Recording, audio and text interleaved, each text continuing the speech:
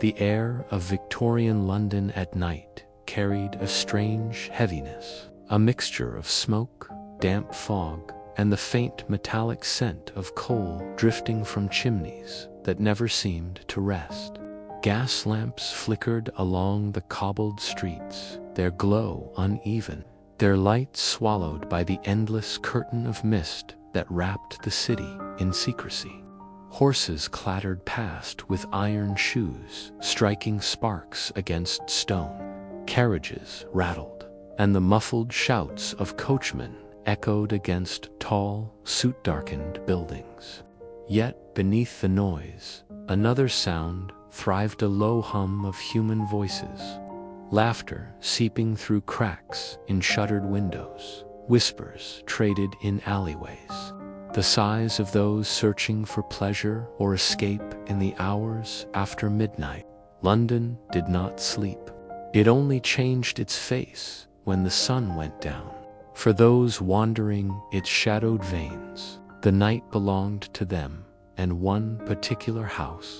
Its lamps, burning red against the fog, stood waiting with a silence both inviting and ominous. To arrive there for the first time was to step through a door that seemed carved out of another world. The outside streets, full of smoke and mud, receded into memory, and the interior swallowed newcomers in velvet drapes, polished wood, and the faint perfume of candles mixed with rouge. The girl who entered, her name scarcely mattered, for names were often forgotten in places like this. Felt the change strike her like a chill. She had walked past the brothel before, had seen the shadows of women in the windows, their silhouettes painted against flickering light, their laughter spilling into the night. But stepping inside was different. It was like crossing into a dream, one stitched together with ribbons and silence, heavy curtains and unseen rules. She paused at the threshold, her worn boots leaving prints on the carpet, her breath catching in her throat as though the very air inside demanded she surrendered something of herself before being allowed to go further. The madam appeared from the back, her gown dark, her posture straight, her eyes sharp enough to slice through pretense. She spoke with calm authority, as though every moment had already been rehearsed. She explained the rules: no violence tolerated within the walls, no stealing from clients or from each other, no wandering outside without permission, no speaking of one's past unless invited. Payment was shared, though never equally. The brothel kept its share, the madam her own, and the girls whatever remained. Fines were common for disobedience, rewards rare. The girl nodded, though she barely absorbed the words, for her mind raced faster than sense. The madam's voice was not cruel, not kind, it was businesslike, the voice of someone who had survived too long to waste time on softness. The girl realized, even before her first night had begun, that this was not a place of freedom, nor of complete captivity. It was something in between, a gilded cage where the bars glowed warm but held firm. She was led down the hall, her boots sinking into carpet that muffled each step. On the walls hung paintings of women in silks, their poses languid, their eyes half closed, as though caught between exhaustion and desire. The girl avoided looking too closely, afraid the painted eyes might return her gaze with silent judgment. Ahead, a door opened into the main room, a parlor filled with velvet chairs, low tables, mirrors that doubled the glow of the lamps. The air was thick with smoke from pipes and the faint bittersweetness of brandy. Laughter rang out from one corner, too loud, too forced, while in another corner, silence settled like a heavy curtain. Women lounged across chairs in gowns too fine for their real station. Faces powdered, lips painted, hair piled high with pins that gleamed under the gaslight. They turned as she entered, their eyes assessing her with a mixture of curiosity and caution. One offered a faint smile, another looked away. Sisterhood here was fragile, forged less from affection than necessity. They were bound together not by choice, but by survival. The girl sat when she was told, her hands clasped tightly in her lap, her nerves coiling like rope around her chest. She listened as the other women spoke, their words flowing easily, practiced over countless nights of entertaining strangers. They laughed at jokes, not funny. They leaned close when addressed. They poured drinks with careful grace. Yet, beneath the gestures, lay another language, glances traded between them. Sighs hidden behind fans. Silences that spoke of secrets too heavy for words. The girl realized quickly that in this place, truth and performance were intertwined so tightly they could not be separated. To survive, one had to play the role with conviction, even when it gnawed at the soul. When the first client of the evening arrived, the atmosphere shifted. The door opened, and in swept a gentleman in a tailored coat, his boots polished, his gloves tucked neatly into one hand. His face wore the confidence of someone who believed himself master of all spaces he entered. He smiled at the women, his gaze lingering too long, his words dripping with courtesy, so thick it almost mocked itself. The madam greeted him warmly, her voice sweetened for the occasion, and soon he was seated, a glass of brandy in his hand, laughter spilling from his lips as though he carried joy in endless supply. The women around him responded in kind, though the girl could see the hollowness in their eyes. They had played this scene countless times before. It was theater, and the man had bought the ticket. The girl was not chosen that night. She sat in silence, watching, learning. She saw how the women touched a shoulder lightly, how they tilted their heads, how they smiled without showing teeth. She noticed the way the madam's eyes never stopped moving, always watching, always calculating, ensuring everything remained under control. And she realized then that the brothel was not merely a house. It was a stage, its players trained, its scenes rehearsed, its curtains rising with each knock on the door. To live here was to perform endlessly, to surrender truth for survival, to offer pieces of oneself to strangers who would never remember one's name. And as the night deepened, the girl felt the weight of her choice. Outside, the streets still roared with life, carriages rattling, voices rising in drunken song, the fog swallowing every sound in its damp embrace. But inside, the brothel pulsed with a rhythm of its own, laughter too sharp, music too soft, silences too heavy. The girl sat beneath the glow of the lamps, her shadow stretching across the carpet, and understood that her life had already shifted. The streets of London would always be there, but she would never walk them the same way again. The deeper the girl stepped into the house, the further away the outside world seemed to slip, until it was nothing more than a memory buried under velvet and silence. The parlor had been only the beginning, a carefully staged theater designed to impress those who entered. Beyond it, the corridors twisted like veins through a body that lived and breathed, carrying whispers and shadows with every flicker of candlelight. The carpets were thick, muffling each footfall, and the air was heavy with a perfume that clung to the walls, a mixture of lavender oil, cheap rosewater, and the faint, lingering sweetness of smoke. The house was not grand in the way of aristocratic mansions. Yet, it was no less deliberate in its presentation.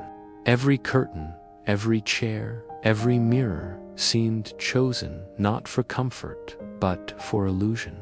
The clients who walked through these halls were meant to feel as though they had entered a sanctuary of beauty, where time stood still and reality softened at the edges. For the women, however, each object carried another meaninga, reminder of the work expected, the roles demanded, the endless cycle of performance that allowed survival. The girl was led past a narrow staircase that creaked under the weight of countless footsteps. Its banister gleamed in the candlelight, polished so often that it reflected dim fragments of faces as they passed. Upstairs, she was told, were the private rooms, small chambers draped in silk and shadow, where laughter would echo against plastered walls and sighs would vanish into feather pillows. Each room bore a name whispered among the women: the rose room with its crimson curtains, the pearl room with its pale light, the mirror room where reflections multiplied until one seemed never alone. These names sounded almost luxurious, yet the women knew the truth. Behind the silks and ornaments, the rooms were narrow, the beds worn, the sheets stained by too many nights. Still, the illusion had to hold, for illusion was what the clients purchased, and illusion was what kept the house alive. In the kitchen, far from the polished parlor, reality sharpened. Pots clattered, steam rose from boiling water, and the smell of stewed meat clung stubbornly to the air.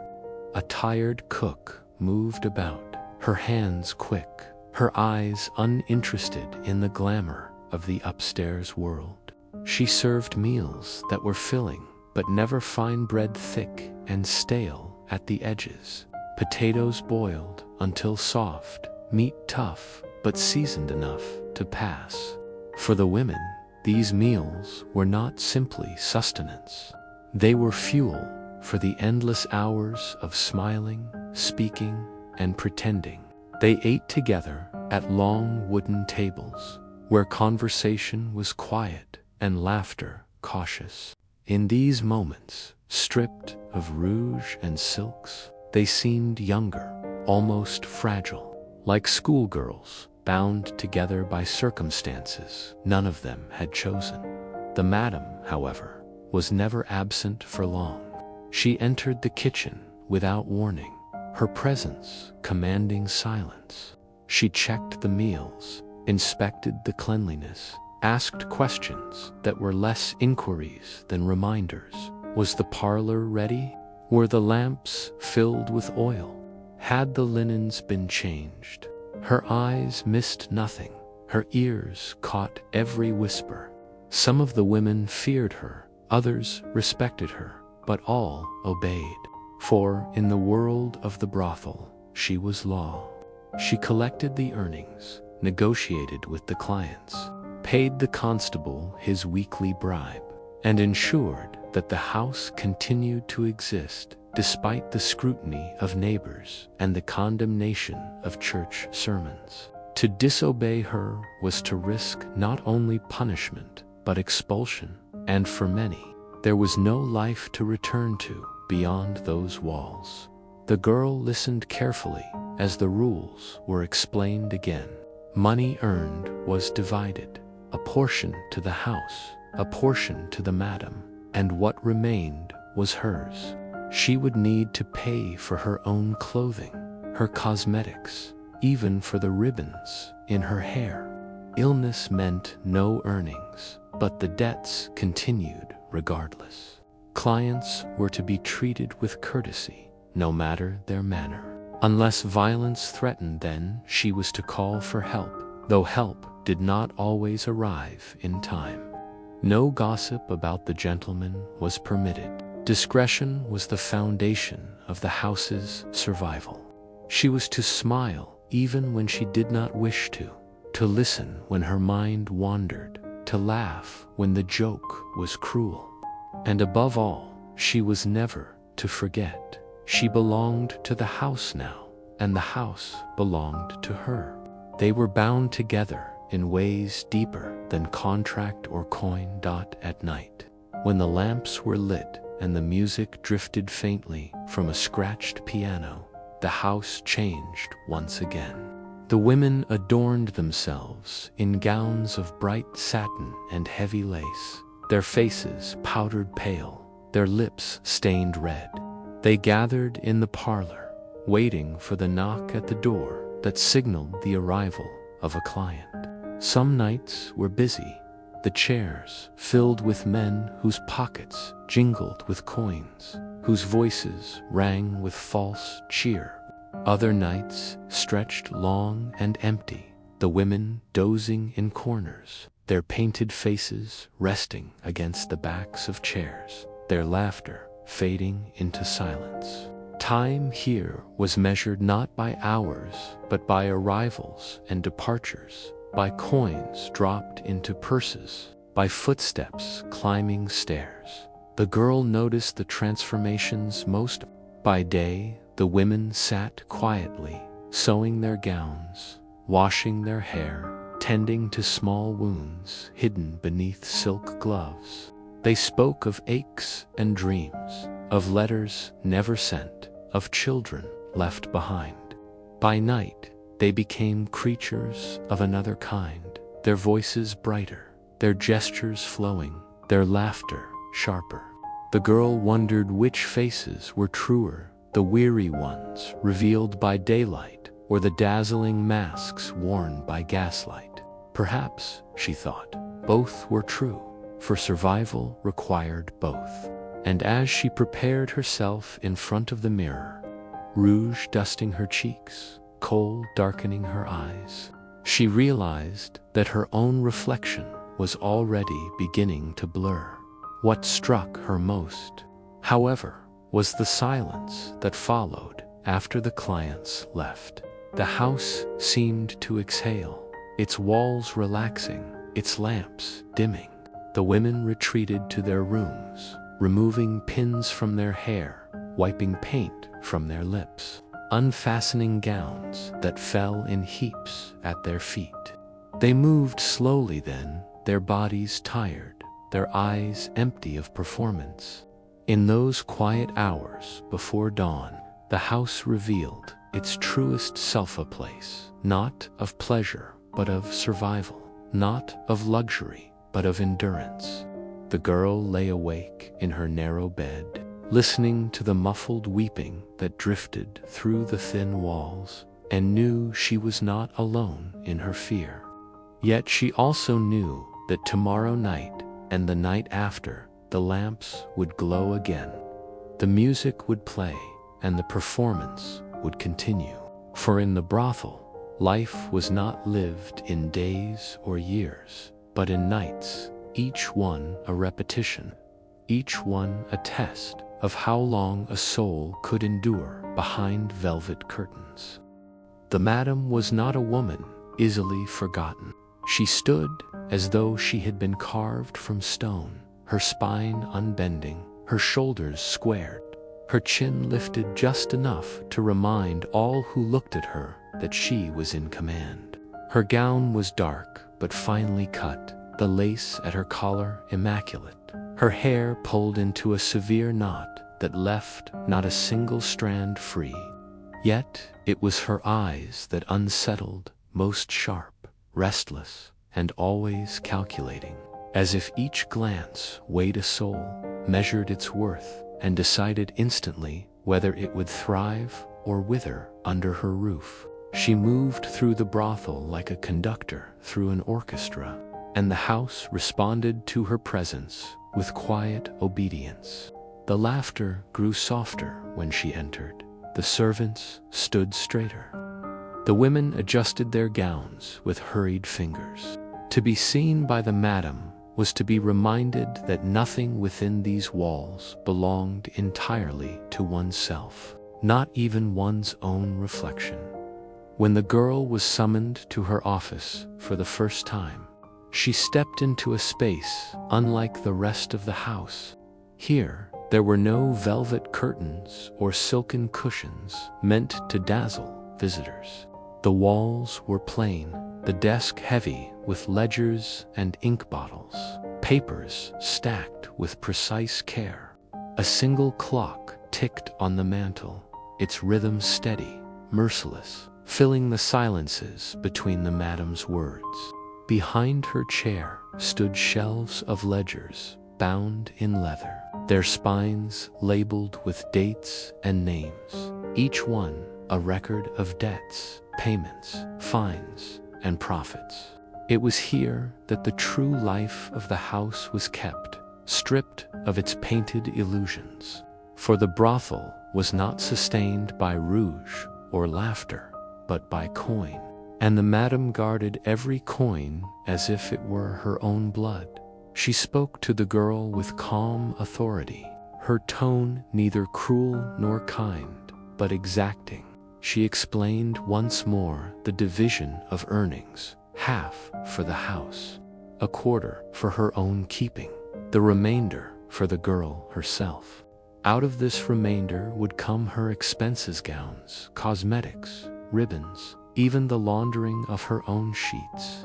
Illness would not excuse her debts. Time away from the parlor meant money owed would grow. Fines were levied for lateness, for rudeness, for disobedience. Rewards existed, she admitted, though they were rare and never without strings. The girl listened in silence, her stomach knotting tighter with each detail. It became clear that survival here was not simply a matter of pleasing clients. It was a matter of numbers, of avoiding the slow weight of debt that could bind a woman to the house long after she wished to leave. Yet, even as she laid out these rules, the madam's gaze softened for the briefest moment, as though behind the armor of calculation lived a memory. She spoke of the dangers beyond the brothel walls, the constables who raided at whim, demanding bribes, the gangs who prowled the streets, seeking coin or bodies to sell, the diseases that spread in shadowed alleys, leaving women broken before they reached 20. Here, she said, her voice lower now, you may not find freedom, but you will find protection. As long as you obey, the house will shield you. Defy it, and you will be cast into the street.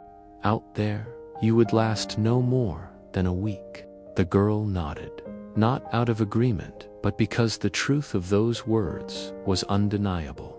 She had seen the broken bodies in the gutters, the hollow faces of women who had no walls to hide behind.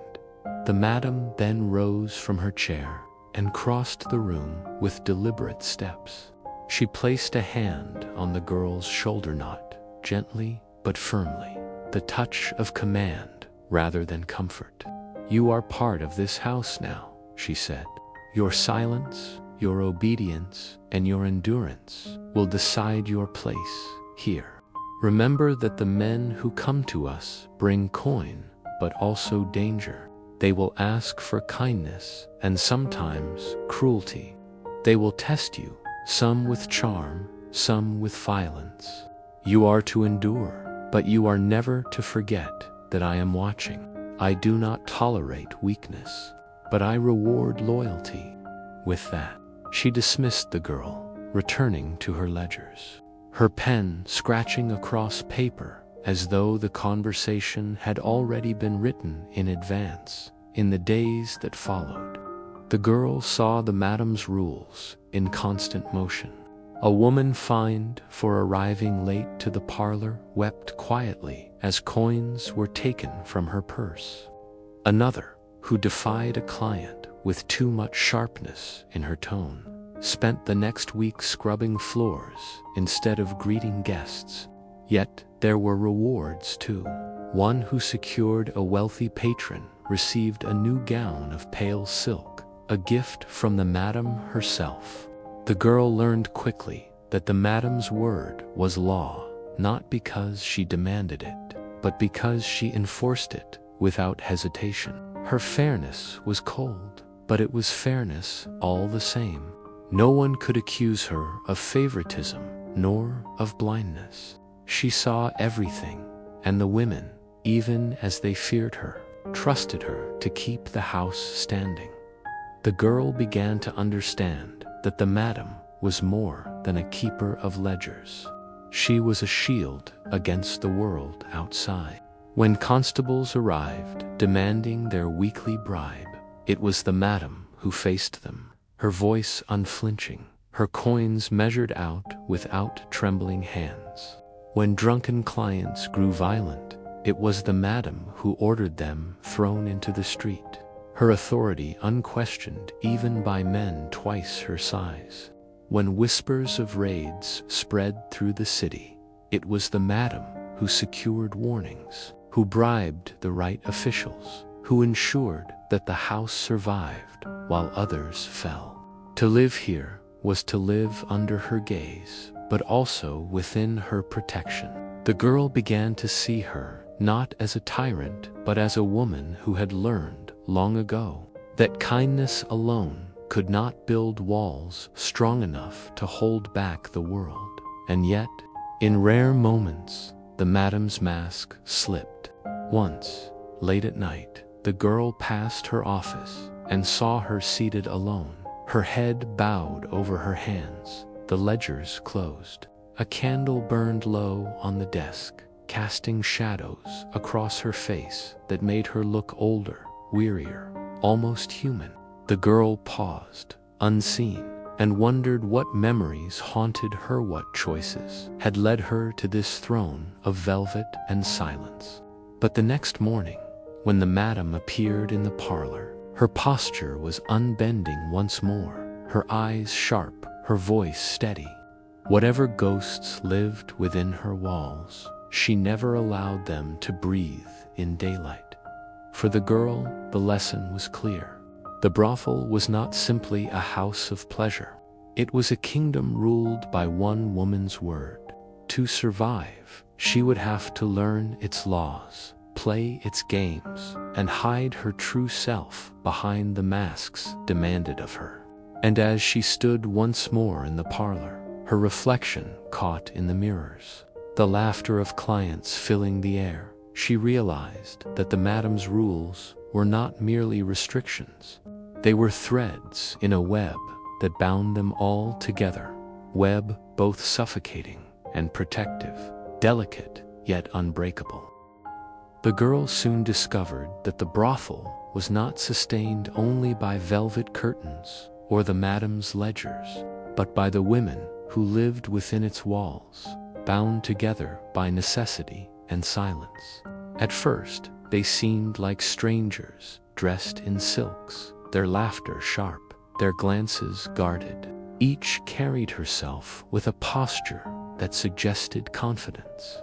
Yet beneath the paint and perfume lived stories too fragile to be spoken aloud. In the dim hours between clients, when the lamps burned low and the piano stood silent, the women revealed fragments of themselves, not through words, but through gestures so subtle one might miss them if not watching closely. A hand resting briefly on another's shoulder after a cruel encounter. A ribbon shared when one's own had torn. A cup of tea slipped quietly across the table to ease a trembling hand. These were the tokens of a sisterhood that existed not in open declaration but in secret acts of care. The girl was first introduced to this hidden bond one evening after her second night in the parlor. She had sat for hours, smiling when told, laughing when prompted, her nerves coiled tight beneath her painted skin. When the clients finally left and silence settled over the house, she retreated to the dressing room where mirrors still glowed faintly from candlelight. She expected solitude, but instead found two of the older women removing pins from their hair, their gowns loosened, their faces bare of powder. They looked at her reflection, not unkindly, but with the sharpness of women who had seen many come and go. One offered her a brush without a word, and in that small gesture the girl understood she had been accepted, if only tentatively, into the unspoken circle that existed beneath the brothel's performance. Life among the women was complicated, a delicate balance of competition and care. Each night they vied for the wealthiest clients, for the patrons who might return with gifts or coins heavy enough to ease the debts that chained them. Rivalries simmered quietly beneath their painted smiles. Yet, when illness struck, or when a client's cruelty left marks too visible to hide, rivalries faded into something else. The women tended one another, with cloths dipped in cool water, with whispered comforts, with the kind of understanding that came only from shared survival. They did not speak of love, for love was a luxury denied them, but they gave each other something harder to define, a solidarity carved out of hardship, fragile yet enduring. The girl grew closest to a woman named Eliza, whose laughter in the parlor rang bright enough to mask the weariness in her eyes. Eliza had been in the house longer than most, her gowns finer, her posture perfected. She carried herself with the ease of someone who knew every corner of the brothel, every mood of the madam, every trick to coax a smile or coin from reluctant clients. Yet in private, she revealed another self. Late at night, when they shared a pot of weak tea in the kitchen, Eliza spoke of her younger brother left behind in the countryside, of letters written but never sent, of dreams of saving enough coin to one day buy freedom. Her words were quiet, not meant for many ears, but in them the girl heard the echo of her own unspoken hopes. For the first time since entering the house, she felt less alone, but the sisterhood was not without shadows. Some women held secrets too dark to share, and their silence created walls thicker than any velvet curtain. One, called Margaret, never spoke of her past, though the scars on her wrists told stories of their own. Another, called Clara, laughed too loudly and drank too heavily, her gaiety a shield that sometimes cracked into sobs when she thought no one listened. The girl learned to read these silences, to understand that each woman carried a weight unseen, and that respect meant leaving some doors unopened. Yet even in silence, they were bound together. They borrowed one another's rouge, stitched each other's torn gowns, and stood side by side when clients tested their patience. The brothel, in this way, became less a house of strangers and more a fragile family, one built not from blood but from survival. Their bonds were not celebrated openly, for the madam discouraged attachments that might distract from business. Yet even she could not extinguish the small rebellions of care that bloomed in the shadows. A piece of bread slipped into a pocket for later, a whispered warning when a dangerous client arrived, a hand held tightly during moments of fear. These were their true currencies, more valuable than coin. The girl came to realize that in a world where society condemned them and clients consumed them, their only sanctuary was each other. One evening, when illness swept through the house, this truth revealed itself most clearly. Several women lay fevered, their laughter silenced, their faces pale against the sheets. The madam, though stern, allowed them rest, but it was the other women who nursed them cool cloths on burning forehead, spoons of broth lifted carefully to parched lips. Lullabies hummed in voices too soft for clients to hear. The girl took her turn as well, sitting through the night at Eliza's bedside, listening to her breathe, whispering fragments of stories to keep the darkness at bay. By dawn, exhaustion weighed on her, but she felt something new within herself, a sense of belonging, however fragile, to a circle of women who had nothing but each other. The silent sisterhood was not immortal. Women left, carried away by wealthy patrons, by debts too deep, by illness that claimed them quietly in the night. New faces arrived, wide-eyed and trembling, repeating the same steps the girl herself had taken not long before. The cycle turned endlessly, yet the thread of connection remained. Each newcomer was folded into the pattern, each departure mourned in silence. For to speak of it aloud was to admit how fleeting their bonds truly were, and still they endured. For in the end, survival was not measured only in coins or nights, but in the fragile moments of tenderness they carved for themselves between the performances demanded of them. The girl, watching all this, understood at last that the brothel was not merely a place of business. It was a tapestry of lives woven together, threads bright and dark, strong and fraying, yet bound by the same loom. The world outside saw only scandal, only sin, but within these walls there existed something far more complex, a sisterhood unspoken yet unbreakable, built from pain, laughter, silence, and the quiet strength of women who had no choice but to endure together. The night came sooner than she expected. For days, she had watched others disappear behind velvet curtains, returning with faces carefully arranged into masks that betrayed nothing.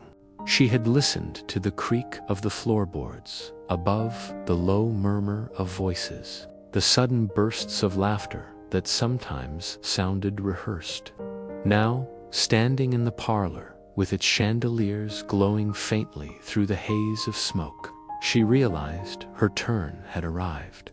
The madam's hand, heavy with rings, rested briefly on her shoulder, guiding her forward with the same inevitability as a tide drawing ships to shore.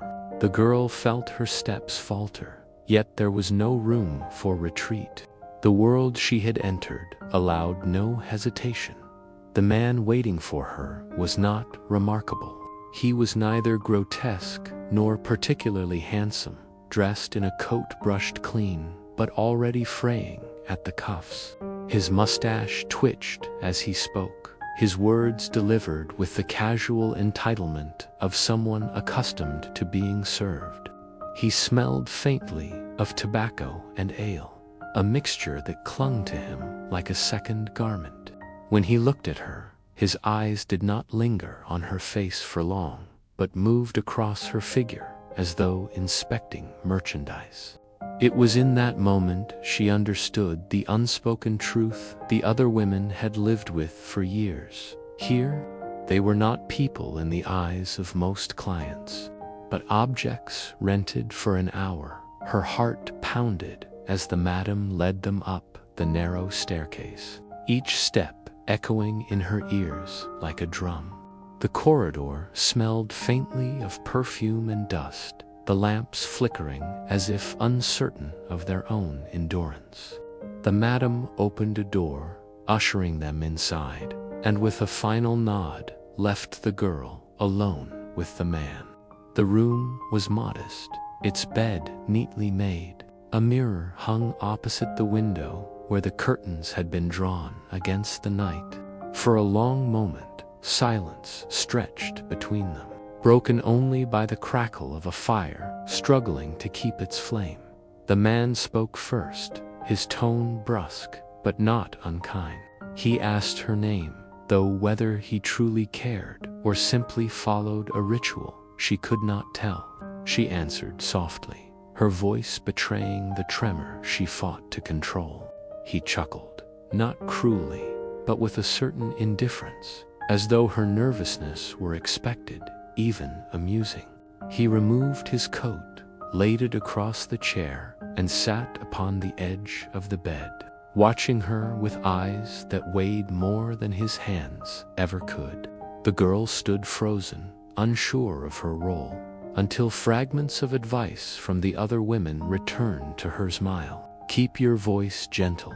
Pretend to be at ease. For men prefer the illusion to the truth. So she smiled, though her lips trembled, and crossed the room with steps that felt rehearsed.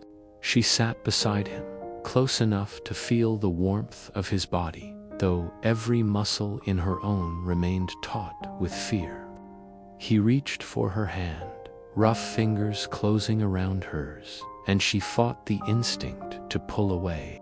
Instead, she let the performance carry her, as though she were an actress upon a stage, reciting lines never written but expected nonetheless. The minutes blurred into one another, her mind floating away from the room, from the weight of his touch, from the faint rustle of garments. She thought of candlelight on the walls, of Eliza's laughter downstairs, of the way the city outside carried on, indifferent to what unfolded here when it was over. The man adjusted his coat, left coins upon the small table, and offered her a smile that seemed almost apologetic. He said little else, only a brief farewell before disappearing into the corridor. The girl remained where she was, staring at the coins as though they belonged to someone else. The room felt heavy with silence, the bed covers rumpled like waves left behind after a storm. She touched her hair, smoothed her gown, and breathed slowly, trying to gather herself into the shape of someone whole again. It was Eliza who found her minutes later, slipping quietly into the room once the footsteps had faded. She said nothing at first, only sat beside her and placed a hand over hers. The girl, unable to hold back the tears she had fought so fiercely, let them fall at last. Eliza did not tell her to stop, did not remind her that tears ruined rouge, or that the madam disliked weakness. She simply sat, a silent presence, her own eyes shadowed by memories she did not voice.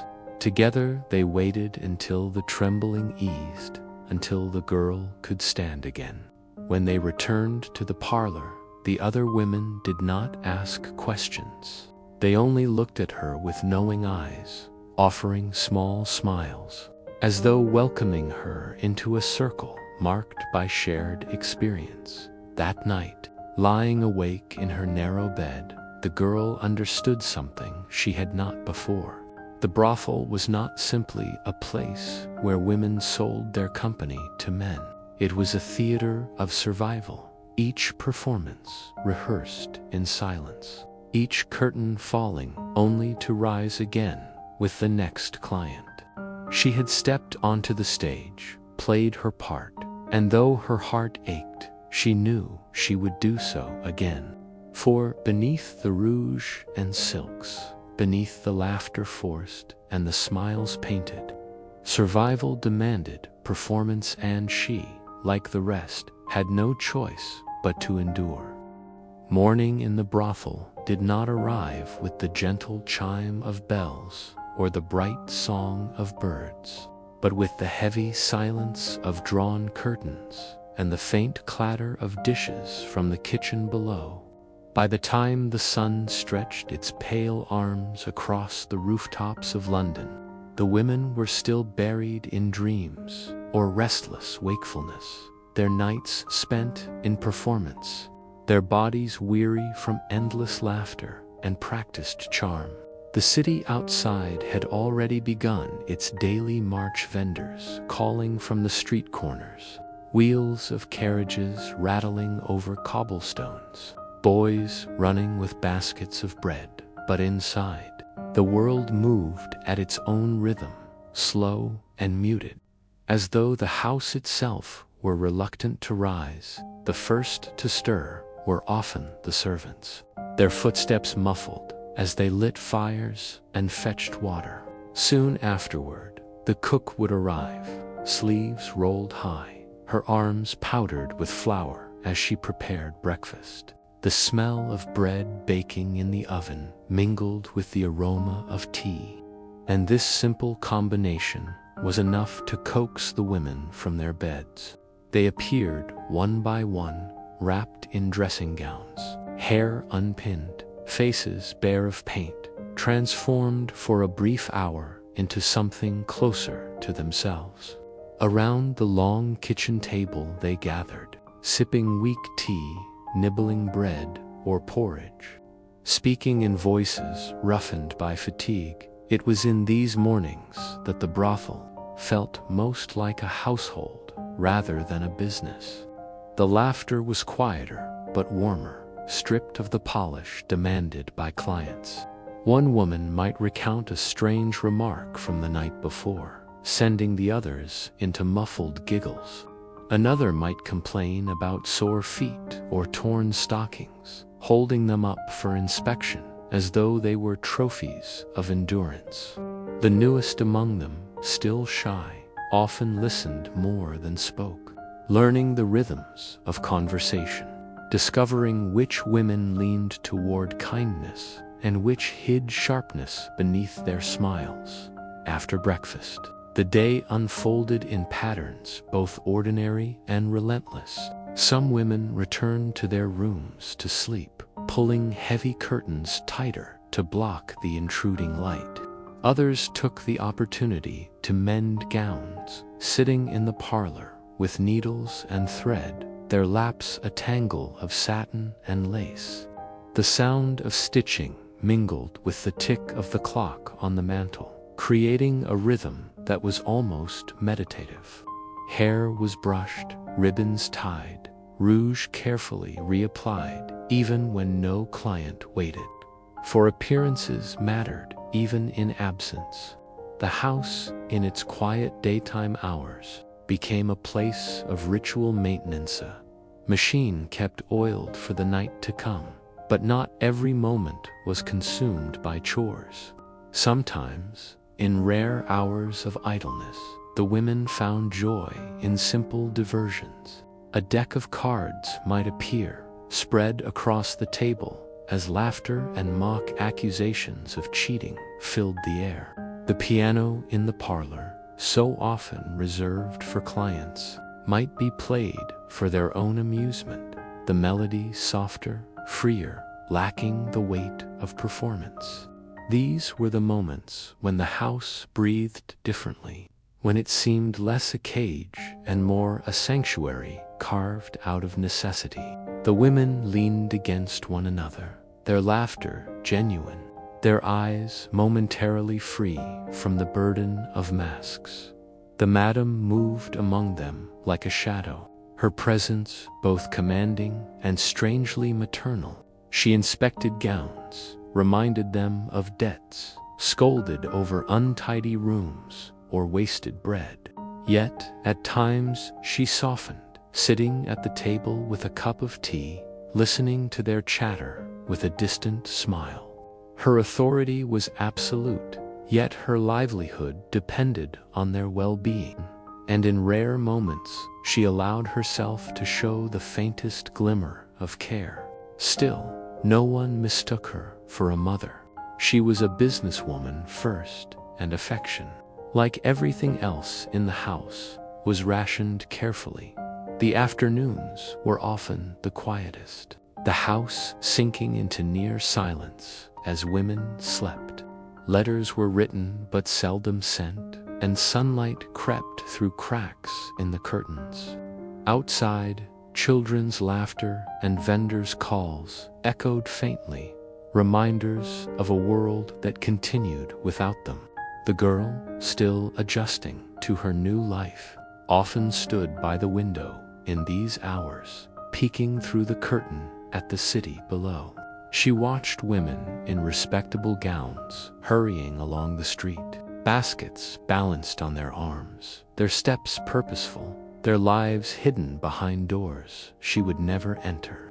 The sight filled her with both longing and resignation, for she knew her path diverged from theirs, and yet, in some quiet way, she belonged to this house and the rhythm it demanded.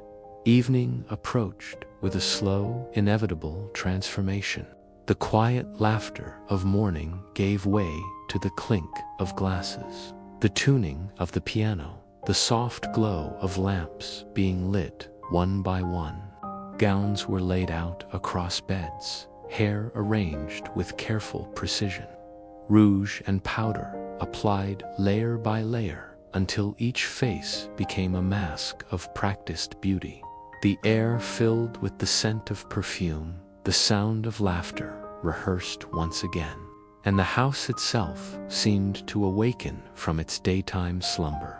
Outside, the city prepared for another night, its carriages rattling toward theaters and music halls, while inside, the brothel prepared for its own performances, no less theatrical, no less demanding. For the girl, these days became a blur of repetition, yet within them she found an unexpected rhythm. The meals, the chores, the laughter and arguments, the quiet companionship of women who understood these moments created a fragile sense of stability. It was not the life she had once imagined, but it was a life nonetheless, with its own routines, its own strange comforts.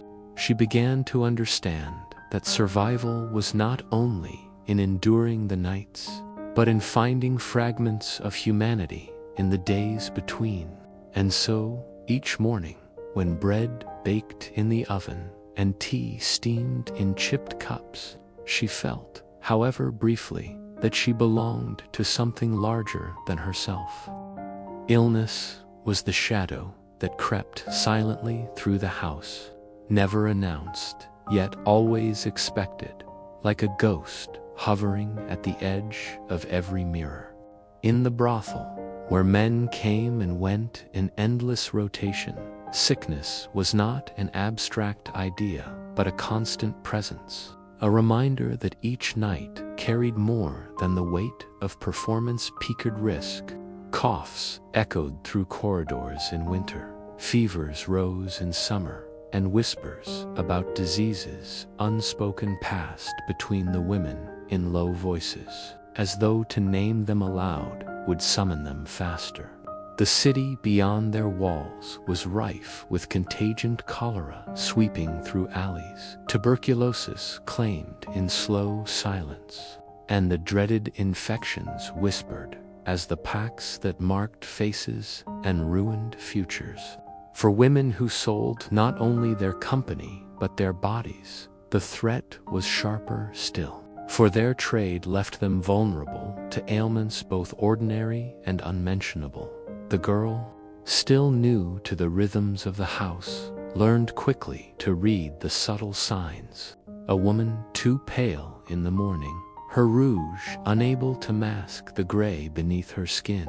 Another who laughed too loudly in the parlor to hide the tremor in her hands. Some disappeared into their rooms for days, curtains drawn tight, their absence explained only with vague murmurs about fatigue. There were no doctors summoned in such moments, not unless the illness grew dire enough to endanger the business itself. Even then, the physician's visits were brief and perfunctory, more concerned with declaring a woman fit to work again than with easing her pain. Remedies were passed hand to hand, instead bottles of laudanum, jars of ointment, sprigs of herbs boiled into bitter teas.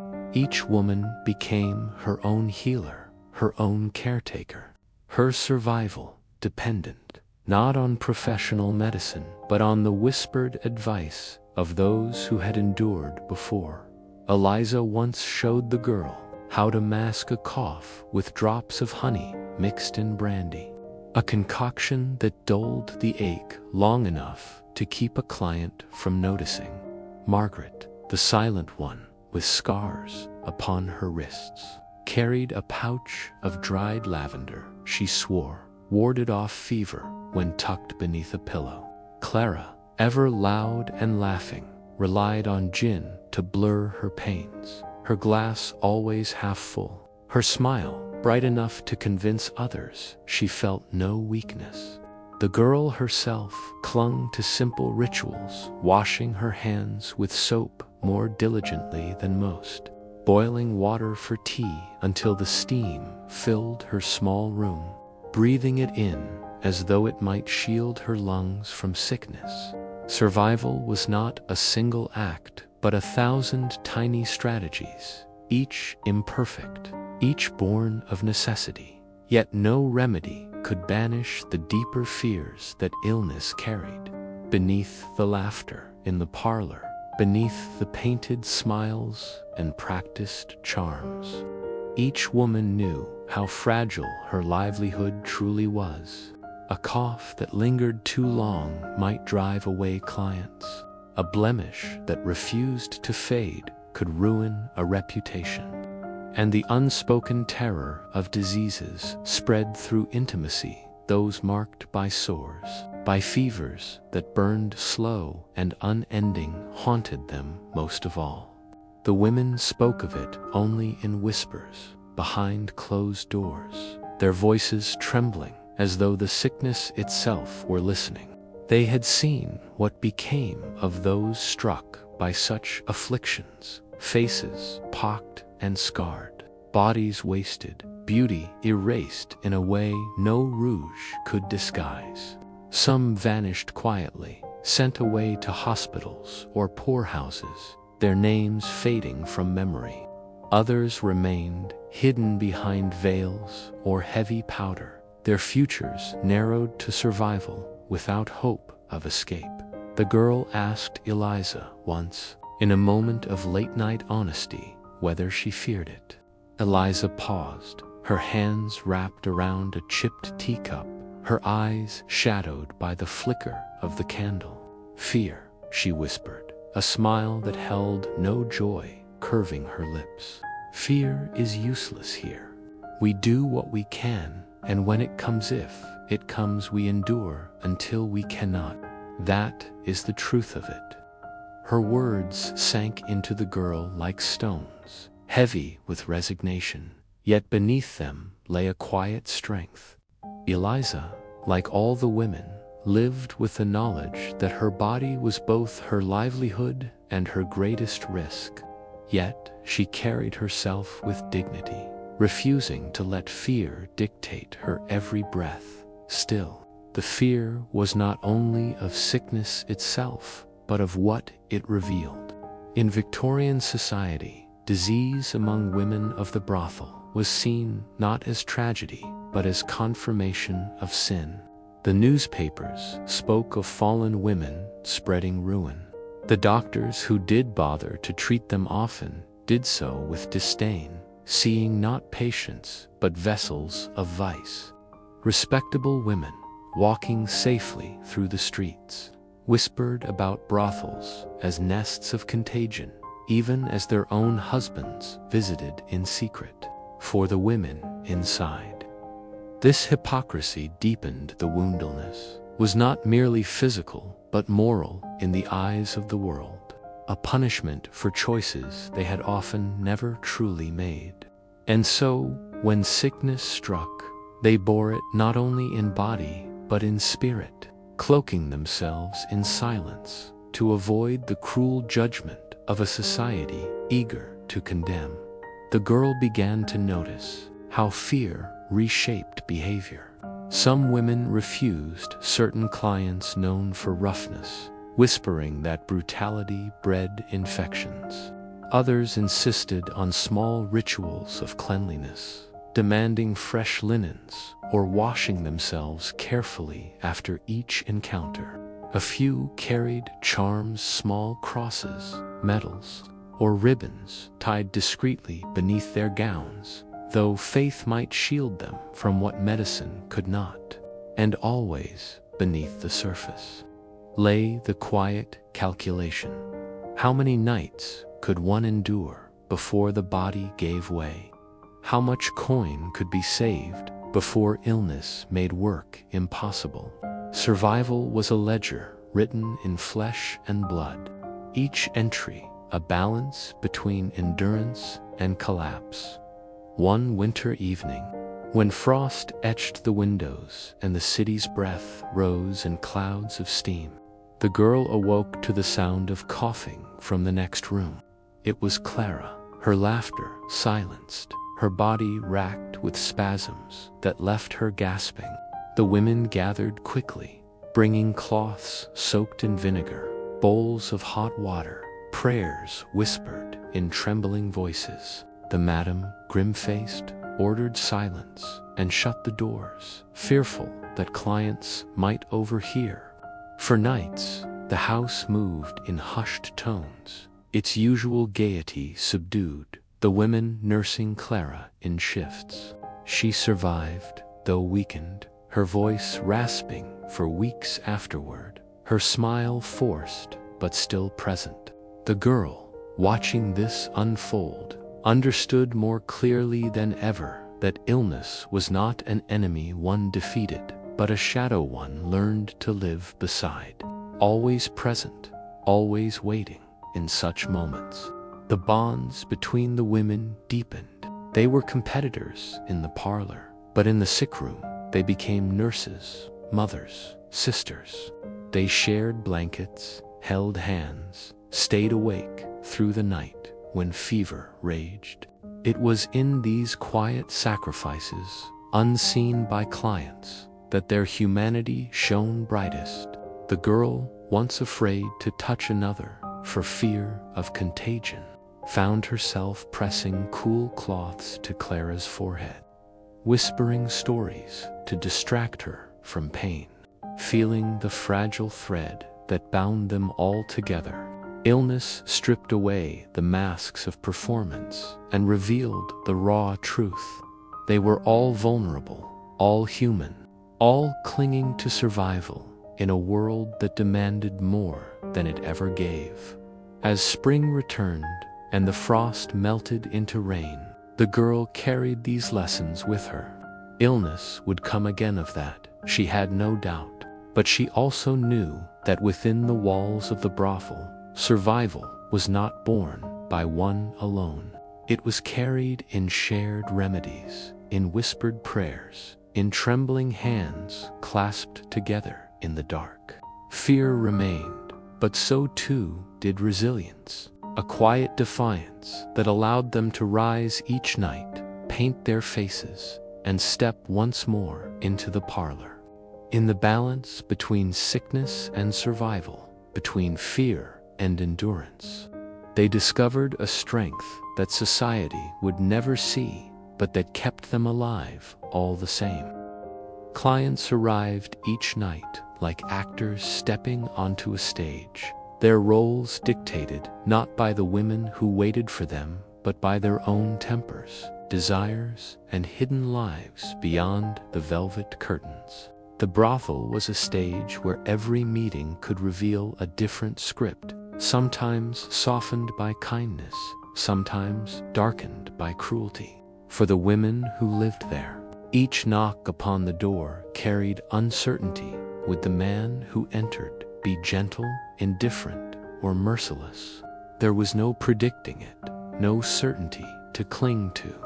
What remained constant was their own need to adapt, to mold themselves into what the moment demanded, for refusal was not often an option, and survival was written in smiles that sometimes cost too much. The girl's first encounters after her initiation revealed this spectrum of possibility in vivid contrast. Some men arrived with stiff politeness, their words rehearsed, their coats smelling faintly of tobacco and rain. They asked questions about her background, about whether she had come from the countryside, as though small talk could soften the exchange of coin. They treated her less as an object and more as a fleeting companion, sharing stories of their own marriages, their businesses, even their disappointments. With such men, The hours passed with a kind of uneasy gentleness. They drank tea, requested songs at the piano, and sometimes asked for nothing more than conversation, though the madam frowned upon such waste.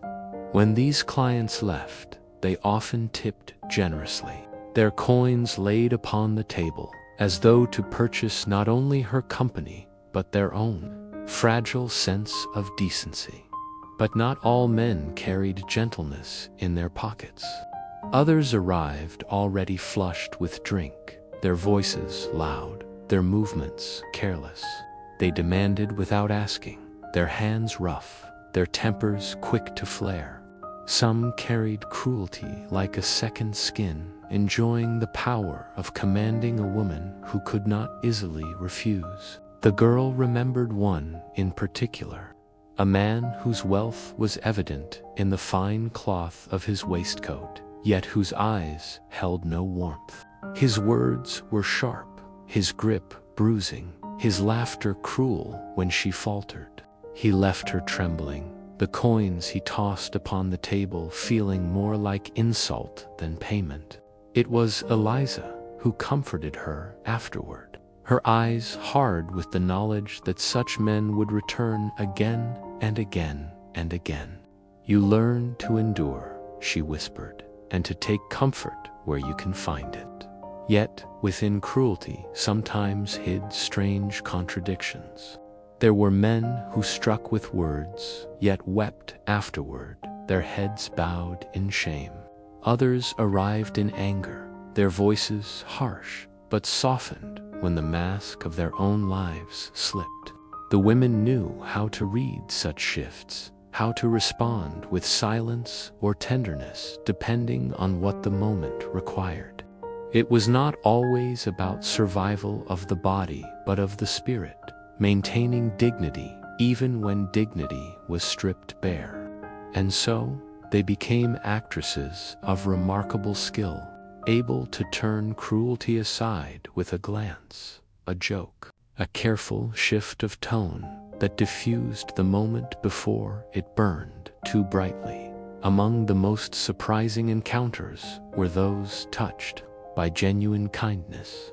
The girl learned that some men came not seeking conquest but comfort, widowers, lonely and adrift, who sat with trembling hands and asked only to hold another's in the quiet hours of the night. Young men, nervous and unsure, who treated her with a gentleness that bordered on reverence. Soldiers on leave, their faces hardened by war, who spoke in whispers about comrades lost and wounds unseen. In such moments, the girl found herself listening more than performing, her role less that of courtesan and more of confessor. These clients, though rare, reminded her that humanity still existed even in the dim light of the brothel. One evening, a client arrived who seemed to embody this gentleness more fully than any before. He was older, his hair touched with gray, his manner quiet. He asked no questions of her body, only of her thoughts. They spoke for hours about the countryside, about the sound of rain on cottage roofs, about books he had once read and she had never seen. When he finally left, he pressed a small book into her hands, its cover worn, its pages filled with poems. "For you," he said simply, and disappeared into the night. She kept the book hidden beneath her mattress, returning to it in stolen moments, tracing the words with trembling fingers. In that gift she found not salvation, but a reminder that kindness could still exist, however fleeting, within the brothel's walls. Yet, for every kindness, cruelty loomed like a storm cloud. The girl soon learned that the most dangerous clients were not those who shouted, but those who carried their violence quietly, hidden until it spilled forth without warning. One man smiled as he entered, spoke with politeness, and then revealed a temper that turned the evening into terror. Another demanded silence, punishing her if she dared to speak. The madam intervened only rarely, for clients meant coin, and coin meant survival. It was left to the women to protect one another, warning in whispers when certain men arrived, steering newcomers away from danger, sacrificing their own comfort at times to shield those too inexperienced to endure. This unspoken protection was part of the sisterhood, another thread woven into their shared tapestry of endurance. The cruelty did not always arrive in overt forms. Sometimes it came as indifference, as the casual dismissal of their humanity. Men who never looked at their faces, who spoke only in commands, who treated them as furniture rather than companions. Such encounters left a hollow ache, less dramatic than bruises, but no less damaging. To be unseen, to be reduced to silence, was its own form of violence. One the women endured night after night until they almost forgot the sound of their own voices. The girl felt this most keenly in the early weeks, when she longed for conversation, for acknowledgement, for any sign that she was more than a body hired for an hour. Over time, she grew skilled at navigating these encounters. She learned when to laugh, when to remain silent, when to feign interest, and when to deflect cruelty with practiced indifference. She discovered that kindness, when it came, was to be treasured but not expected, for to rely upon it was to invite disappointment. Cruelty, in its many forms, became a constant, yet she refused to let it define her. Instead, she found resilience in the spaces between, in the moments of laughter with the other women, in the rare gifts of books or words or smiles that hinted at something more. Survival was not merely enduring the nights, but finding fragments of humanity, even when humanity seemed absent. And so, each evening, when the lamps were lit and the doors opened once again, she braced herself for the uncertainty to come. Kindness or cruelty, gentleness or violence, she could never know which face would greet her. But she had learned that whatever awaited, she was not entirely alone. The women beside her carried the same burdens, the same scars, the same memories of nights, both tender and brutal. Together, in whispered warnings and shared comforts, they endured. And in that endurance lay a quiet strength, invisible to the men who came and went, yet powerful enough to carry them through the long, unending nights. Inside the brothel, life was not only shaped by the men who came and went, but also by the bonds the women formed with one another. These relationships were rarely simple. They were threads woven of loyalty, jealousy, sacrifice, and sometimes betrayal, held together by the constant weight of survival. To outsiders, the house might have seemed filled with laughter and painted smiles, a place of endless mirth where women lounged together like sisters. Yet beneath the surface lay a fragile network of alliances, invisible but vital, for in a world where each night could bring danger, only one another's companionship kept them from sinking. Beneath despair, the girl quickly discovered that friendships inside the brothel were unlike those she had known in the outside world. There was no innocence here, no leisurely walks through fields or shared secrets beneath the stars. Instead, trust was built in whispers after midnight, in the comfort of a hand reaching out after a difficult client, in a shawl quietly draped across shivering shoulders. Alliances were forged in silence, when one woman distracted the madam long enough for another to rest. or when bruises were carefully covered with rouge by someone who understood too well. These acts of care, though small, became lifelines. They were never loudly declared, never written in words, but they carried the weight of promises stronger than spoken vows. Eliza, ever watchful, became the girl's first true friend. Her laughter rang louder than the others, her movements graceful and sure. Yet beneath her confidence lingered scars invisible to most. She took the girl under her wing, not as a rival, but as a sister, teaching her the rhythms of the house, the clients to avoid, the signals to read, the tricks to protect herself without ever appearing defiant. In return, the girl listened, absorbing Eliza's stories of a past she rarely shared. Sometimes, when the lamps were low and the noise of the parlor faded, Eliza confessed fragments of a life before, a family lost, dreams abandoned. These confessions bound them together, not only as co-workers, but as companions surviving within the same storm. Yet, not every bond was so warm. Among the women existed rivalries sharpened by hunger, by fear of the madam's wrath, by the need to secure clients who tipped more generously. Some guarded their secrets fiercely, unwilling to share tricks or warnings that might give another advantage. Whispers of betrayal drifted through the halls. One woman accused another of stealing her client. Another claimed her gown had been hidden out of spite. These conflicts simmered beneath the surface, flaring suddenly in harsh words or icy silences.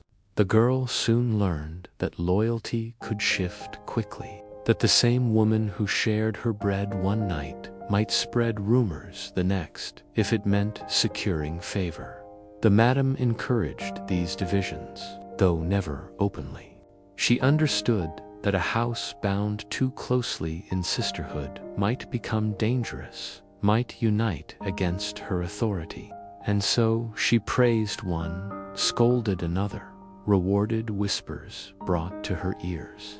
The women, aware of her tactics, yet unable to resist them, found themselves caught in the delicate dance of self-preservation. Friendships survived, but they were fragile things, always shadowed by the knowledge that survival sometimes demanded silence when one of their own suffered, or even complicity in small betrayals.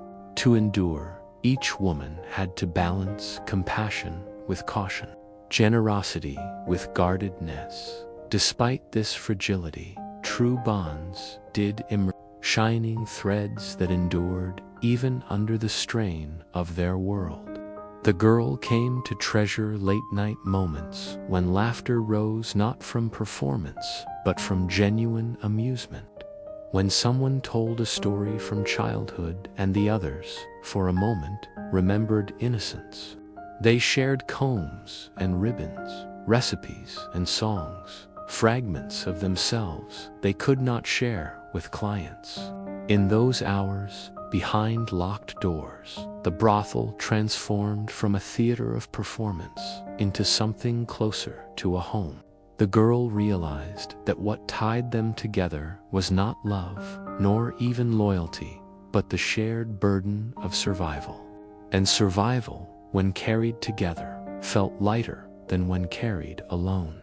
Still, alliances were often tested. One winter evening, when the house grew cold and clients were scarce, tempers flared. A younger woman accused another of hiding coins, and the quarrel spilled into the parlor with sharp words and tears. The madam intervened with swift severity, declaring that theft would not be tolerated. Though the accused swore innocence, suspicion clung to her, isolating her from the others. The girl watched, horrified, as laughter that once welcomed the woman now turned into whispers behind her back. She understood then how quickly alliances could unravel. How fragile trust remained in a house where hunger and fear sharpened every wound. The girl found comfort in the quiet gestures of solidarity. When she fell ill with a fever, it was Eliza who brought her broth, another who pressed a cool cloth to her brow, others who took her turns with clients so the madam would not notice her absence. In those small acts, love survived in forms unspoken. They were not bound by blood, yet they protected one another as fiercely as sisters, even when jealousy and anger threatened to divide them. The girl realized that these hidden friendships, though fragile, were the only reason many of them endured as long as they did over time. She learned to navigate the delicate web of alliances with care. She listened more than she spoke, offered help without expecting repayment, and never revealed more of herself than she could afford to lose.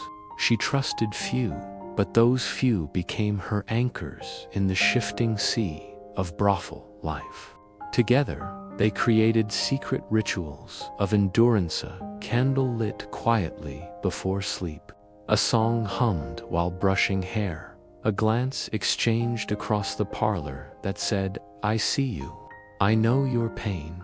You are not alone."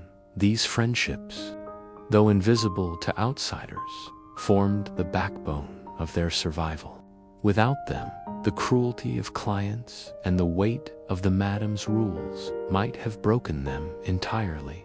With them, even fragile and fleeting, they found reasons to laugh, to endure, to hope for mornings that followed nights too heavy to carry alone. And in this fragile network of bonds, the girl understood that though the brothel was filled with shadows, it was also lit by sparks of connection that no darkness could fully extinguish. Endurance in the brothel was not simply about surviving each night. It was about paying invisible tolls that slowly consumed every part of a woman's life. From the outside, people imagined laughter, rouge, candlelight, and satin gowns. But within those walls, the cost of endurance revealed itself in countless quiet sacrifices, the slow surrender of health, of hope, of identity, of dreams that might once have blossomed in another world. These sacrifices were rarely spoken aloud, for to name them was to admit their weight.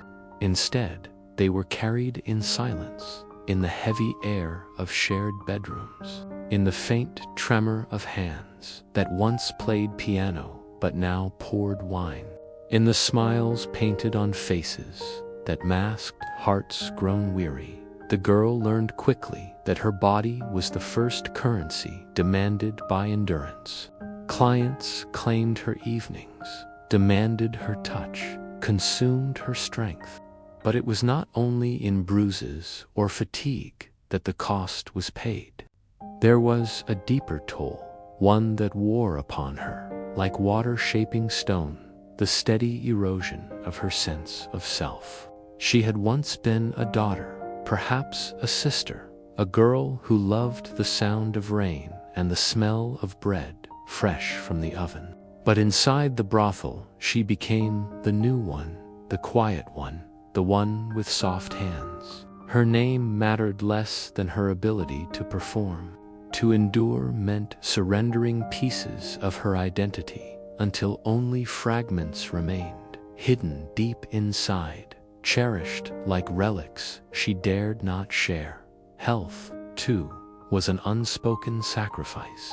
Nights stretched late, mornings came early, food was often meager or hurried. Perfume masked the smell of exhaustion, but did not cure it. The air, thick with smoke and sweat, left throats raw, lungs weary. Fevers spread easily in close quarters. Coughs lingered for weeks. Some women bore scars from illnesses never treated properly. Others weakened so gradually that no one noticed until one day they could no longer rise from their beds. Yet, even in sickness, endurance demanded silence. The madam had little patience for weakness. A woman who could not work was a woman who could not earn, and coins were valued more than health. Thus, sacrifices were made, quietly rest stolen in brief moments, aches hidden beneath powder, tears swallowed before they could betray fatigue. Dreams were perhaps the most painful offering demanded by endurance. Many women entered the house believing it temporary, a stop along the way to something better. They spoke of saving money, of returning to families, of opening small shops or sewing gowns in honest work. But as years passed, those dreams dimmed. Coins saved were often borrowed back for survival, stolen by debt, consumed by sickness.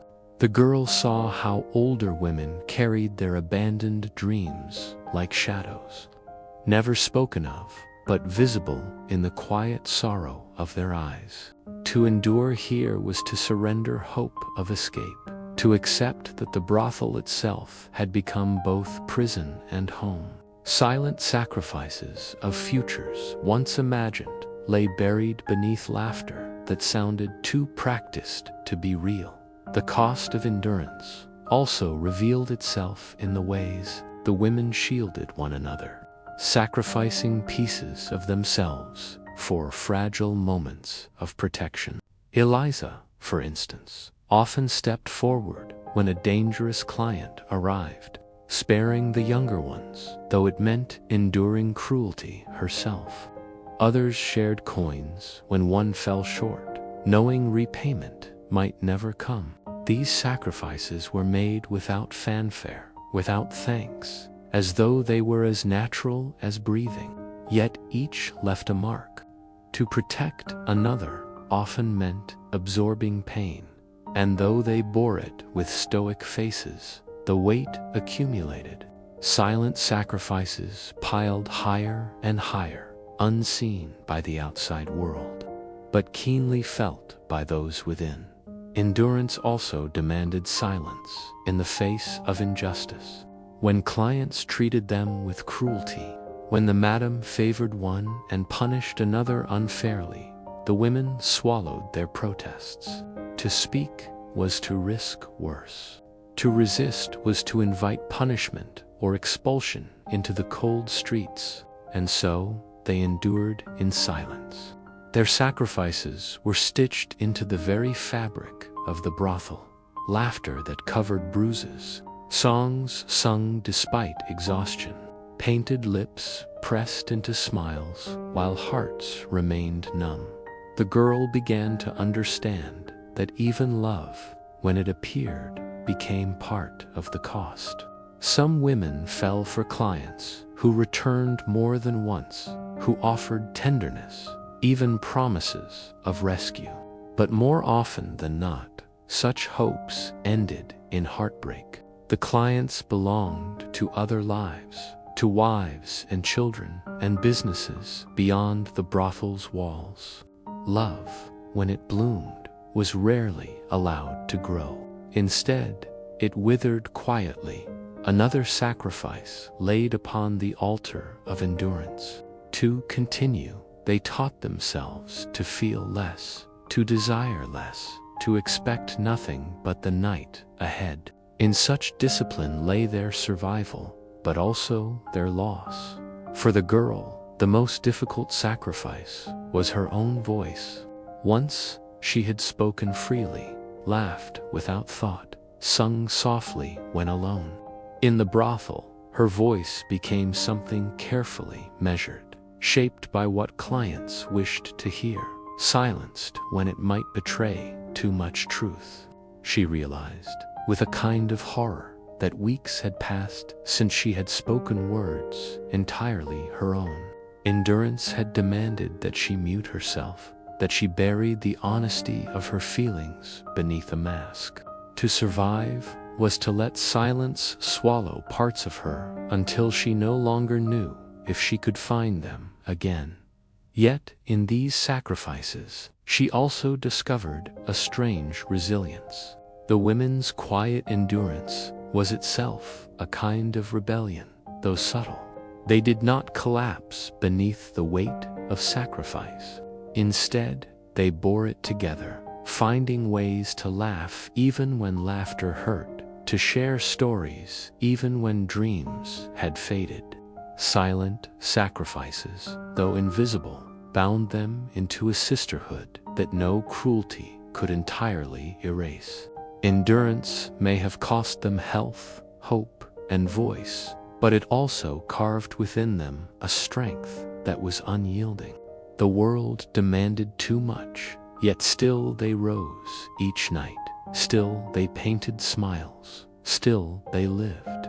And in that persistence lay a defiance more powerful than any protest shouted in the streets. As the girl lay in bed one night, listening to the shallow breaths of those around her, she thought of the sacrifices each carried. Eliza's laughter, too loud, masking her sorrow. The older woman's trembling hands, still working rouge across tired cheeks. The younger girl's tears muffled in her pillow, never acknowledged aloud. All of them paid the cost of endurance. All of them bore silent burdens the outside world would never see.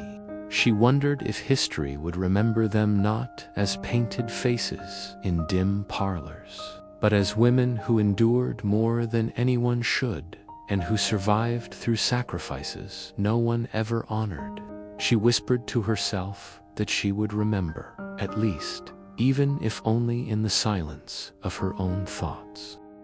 The madam's presence lingered in every corner of the brothel, even when she was not in sight. Her footsteps echoed through the corridors like a clock marking time, steady and inescapable, a reminder to the women that nothing within the house unfolded without her knowledge. To the clients, she was a figure of elegance and command, draped in silks, her hair piled high, her smile edged with charm. She welcomed them with laughter, poured their drinks with steady hands, and gave the impression of a benevolent hostess presiding over an endless feast. But to the women, she was something else entirely: ruler, guardian, judge, and sometimes executioner. Her watchful eyes saw everything, weighed everything, decided everything.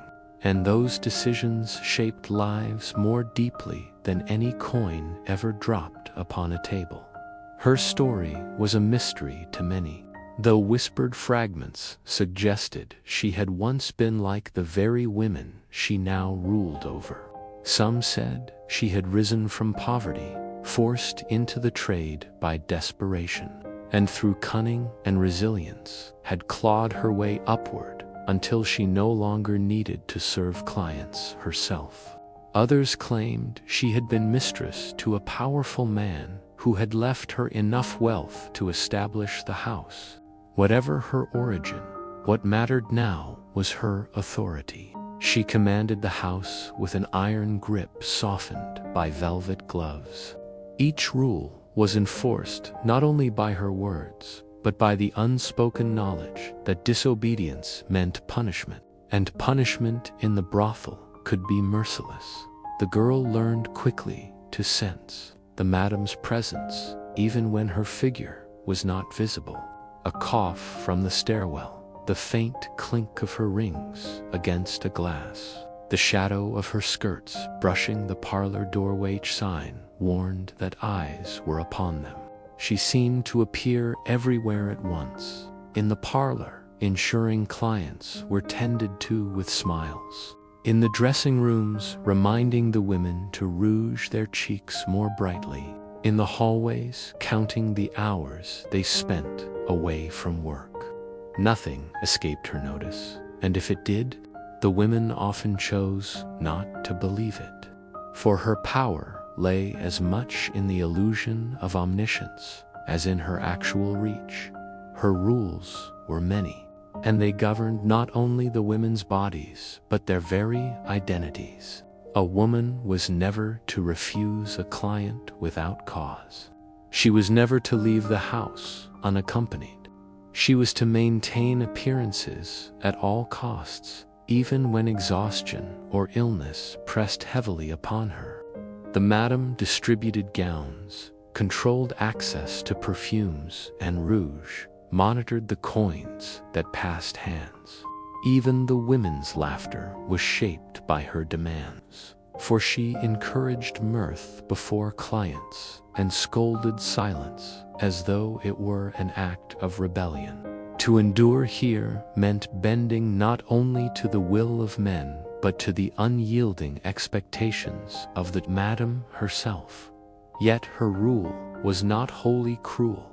In her own way, she protected the house, ensuring that police who might otherwise close it turned a blind eye, arranging bribes when necessary, securing loans to keep the lamps burning and the doors open. She kept drunken clients from becoming violent, at least when it suited her hand, though she profited from every coin the women earned.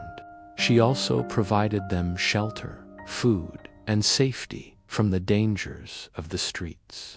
For many of the women, her rule, harsh though it was, represented stability in a world where stability was rare. It was a cage, yes, but a cage with walls stronger than the hunger and violence waiting outside. Still, the cost of her protection was high. The women were constantly aware of her eyes, judging not only their performance with clients, but their behavior with one another. She fostered competition, praising one for her charm, scolding another for her lack of effort, ensuring no alliance grew strong enough to challenge her. She accepted gossip like coin, rewarding those who whispered secrets about their companions. Trust, already fragile among the women, was further eroded by her manipulation. Yet she did it all with a smile, convincing outsiders that her house was a place of joy while within. It was a delicate balance of fear and survival. The girl sometimes wondered if the madam had ever wept behind her painted mask, if she remembered what it felt like to be one of the women she now commanded. Did she recall her first client, her first night, her own sacrifices? Or had the weight of years hardened her heart until she no longer felt sympathy? It was impossible to know. Her face betrayed little. Her laughter was sharp, and her scoldings were swift. But on rare occasions, late at night when most of the house slept, the girl thought she saw something in the madam's shadow of memory, a softness quickly concealed. Perhaps she carried her own scars, hidden beneath jewels and powder. Scars that explained her relentless grip upon power. Her watchful eyes shaped every decision the girl made. When she spoke with a client, she measured her words, knowing the madam listened from afar. When she lingered in the parlor with Eliza, she kept her laughter subdued, wary of appearing idle. Even in the dormitory, whispers were kept quiet, for one never knew if the madam's ears were near. The girl came to feel that endurance meant not only surviving clients, but surviving constant surveillance. Molding herself into the woman the madam demanded she be, and yet, for all her fear of the madam, the girl could not entirely despise her. For in the madam, she saw a mirror of what survival in such a world might require. Strength carved from cruelty, authority earned through sacrifice, power wielded in a house where women otherwise held none. The madam's watchful eyes were not only instruments of control, they were proof that a woman, once powerless, could command a domain of her own, however fraught it might be. And so the girl regarded her with both resentment and reluctant awe, knowing that within those painted smiles and sharp commands lay the truth of what endurance in the brothel could become. The brothel was more than walls, lamps, and velvet curtains. It was a vault of secrets. By day, it looked like a place where laughter echoed, glasses clinked, and music floated softly from a piano. But beneath the surface, every room whispered of confessions, betrayals, and private stories never meant to reach the world outside. For every laugh a client let out, there was a whispered admission he begged never to be repeated. For every smile a woman gave, there was a truth locked deep within her chest, a truth that, if spoken aloud, might unravel her very existence. The building itself seemed to hold its breath, as though its beams and bricks bore the weight of all it had witnessed. Every secret etched into its silence like scars. Some secrets were harmless, small tokens of longing or humanity. A girl might tuck away a faded ribbon from her childhood, hidden beneath her thin mattress. Another might keep a fragment of a love letter written long ago, the ink smudged by tears, folded so many times it had nearly crumbled. These things were never shown to others. To share them was to risk mockery or betrayal, for trust in the brothel was a fragile currency, easily broken. And yet, those small objects of memory, hidden in drawers or beneath floorboards, became talismans. They reminded the women that they had been more than what they were forced to be now. They were fragments of who they once were, or perhaps who they dreamed they still could be. Other secrets, however, were heavier, darker, pressing upon the women's hearts like stones. There were illnesses kept quiet, coughs muffled behind closed doors, fevers hidden beneath rouge and powder. To admit weakness was dangerous. It risked the madam discovering and declaring a woman unfit for work, casting her aside without coin or shelter. So the women hid their pain as best they could, smiling even when their bodies trembled, laughing when they felt close to breaking. Sometimes their secrets were written on their skin, bruises carefully concealed beneath lace, marks left by violent clients that the women bore in silence. Each scar became another silent truth, buried beneath the layers of silk and rouge the house demanded they wear. But the brothel did not hold only the secrets of its women. The clients, too, left behind confessions within those walls. Men with reputations of dignity and respect outside arrived at the door trembling, whispering desires they could never speak elsewhere. Politicians, businessmen, and even clergymen visited, shedding their public masks and revealing private hungers. Some sought comfort, others cruelty, but all were bound by the same need, secrecy. They paid not only for pleasure, but for silence. A single whispered word of what they did within those rooms could ruin them, and so they trusted the madam to guard their reputations fiercely. For this reason, the house thrived as much on discretion as on allure.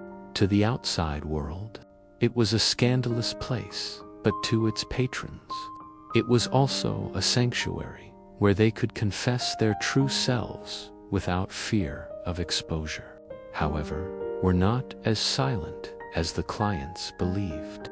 The women listened, not out of malice, but survival.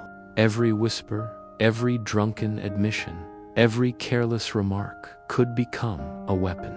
A woman might learn of a deal made in secret, a scandal waiting to burst, a crime committed under the cover of night. Such knowledge could be bartered for protection, for favors, sometimes even for escape. Secrets in the brothel were more valuable than gold. They could destroy a man's life or save a woman's. They were currency in their own right, traded in glances, murmurs, and silences. The girl learned this quickly. One evening, as she poured wine for a client, his hands shook while he muttered about debts and threats that kept him awake at night. His words, spilled like a confession, meant only for himself, but she heard them, stored them, and never forgot. Another man, drunk with power, revealed that he had betrayed a friend in business, ruining him to climb higher. Such knowledge was dangerous to hold, dangerous to speak, but also powerful. The girl began to understand why the other women listened so carefully, why they seemed always to weigh each word spoken in the house. The brothel was not only a place of bodies, but of secrets, and survival often depended on knowing which secrets to keep and which to share. There were hidden places within the house where secrets seemed to gather more heavily. The attic, with its dusty trunks and forgotten dresses, held relics of women who had once lived there but were now gone. Some had fled, some had been cast out, and some had died. Their belongings remained like ghostly echoes, a cracked mirror, a perfume bottle still faintly scented, letters tied with ribbon but never delivered. To enter the attic was to feel the presence of those lost voices, each object holding a story untold. Some women avoided the place, fearing it was haunted, but others went there when they needed to weep unseen, leaving behind their tears with the relics of those who had come before. Another place was the cellar, where casks of wine were stored alongside things better left unnamed. It was whispered that once, long ago, a woman who had angered the madam had been locked there for days until she begged forgiveness. Others claimed that deals with police were conducted there, away from prying eyes. The cellar smelled of damp stone and secrets too heavy to carry upstairs. Secrets that clung to its shadows like mold. But the most guarded secrets were not written in letters or hidden in objects. They lived in the hearts of the women, concealed behind smiles and laughter. Each carried a story of how she had come there: betrayal by a lover, abandonment by family, poverty too cruel to endure. These stories were rarely shared, for to speak them was to reopen wounds that survival required them to keep shut. Instead, they wrapped those memories deep within themselves, hidden beneath the roles they played for clients. Only in rare moments of quiet, when trust blossomed between two women, did such stories emerge. A whispered confession in the dormitory, a tear shed in the dressing room. Such exchanges were rare, precious, and always risky. For secrets, once spoken, could be turned against them. The girls sometimes felt the weight of secrets, pressing so heavily upon the house that it seemed the walls themselves might burst. She wondered if, one day, all those truths would spill out, flooding the parlor, drowning the laughter and the music. And yet, for now, the brothel endured, built upon a foundation of things left unsaid. The madam's eyes ensured silence, the women's fears ensured discretion, and the clients' reputations demanded secrecy above all. The brothel was a stage where everyone wore masks, but behind those masks, the truth lingered, waiting, heavy and unspoken. Nightfall transformed the brothel into something resembling theater. When the first lamps were lit and velvet curtains drawn tight across the windows, the house shed its daylight weariness and became a stage. Golden light poured through the parlor, catching on the crystal glasses and polished wood, casting everything in a glow of warmth and welcome. Music rose from the piano, soft at first, then brighter, filling the silence with notes designed to charm and distract. The women descended the staircase in silks and lace, cheeks rouged, lips reddened, their eyes trained to sparkle even when fatigue pressed heavily upon them. Each step was deliberate, each smile rehearsed, each gesture perfected. For the men who entered, it was an illusion of pleasure and desire. For the women, it was survival through performance. The parlor became a carnival of masks. Men laughed too loudly, gesturing with hands that trembled from drink, boasting of their wealth, their successes, their power. But beneath their performances lay insecurities, fears, and hungers they could not reveal in the daylight world. The women, too, played their parts, the coquettish maiden, the bold temptress, the sympathetic listener. They adjusted themselves to the role the client required, slipping seamlessly from one character to another, their true selves tucked away like hidden letters. It was an exhausting dance, a constant shifting of identities, but it was the essence of the house.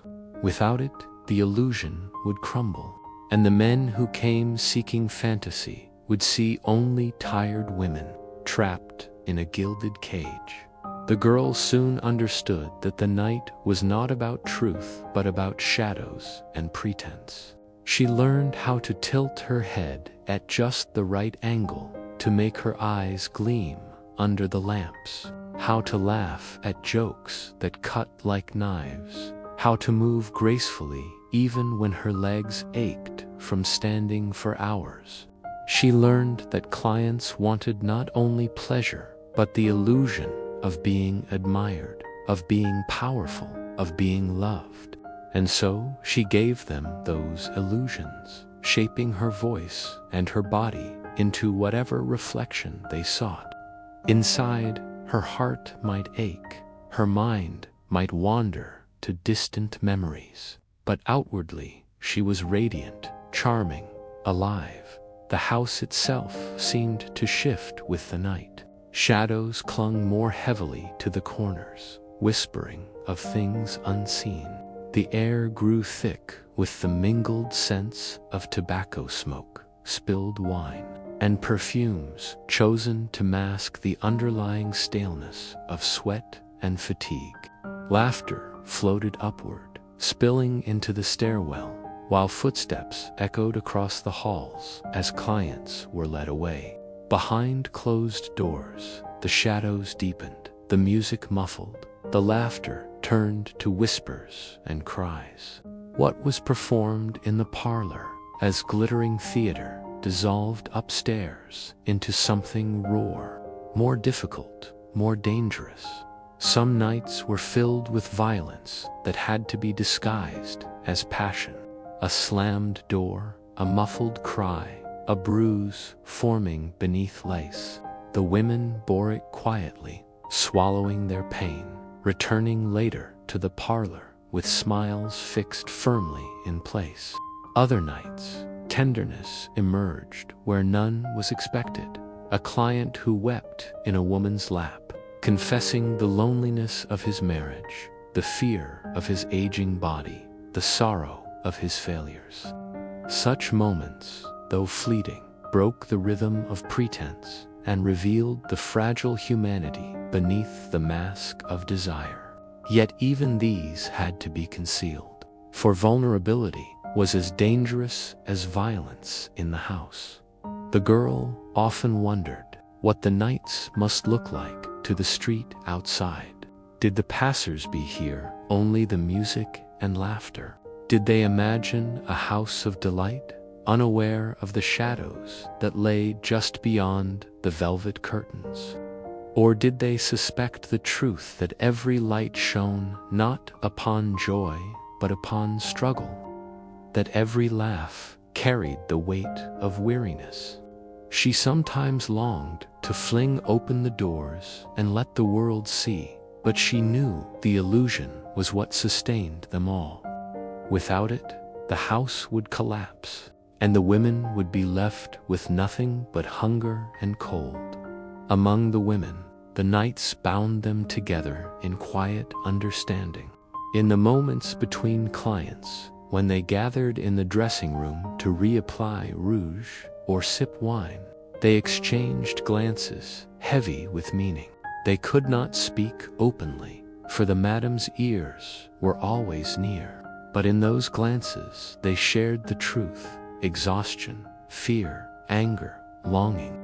It was in these silent exchanges that the real women lived, beneath the layers of silk and shadow. And though they rarely dared to voice their pain, the shared knowledge of it became its own form of companionship, a fragile bond forged in silence. The girl began to notice how the nights etched themselves into the women's bodies. Shoulders sagged beneath the weight of constant performance. Eyes dulled despite the bright powders used to sharpen them. Voices grew hoarse from laughter forced too often. Yet still they danced, sang, and played the roles demanded of them.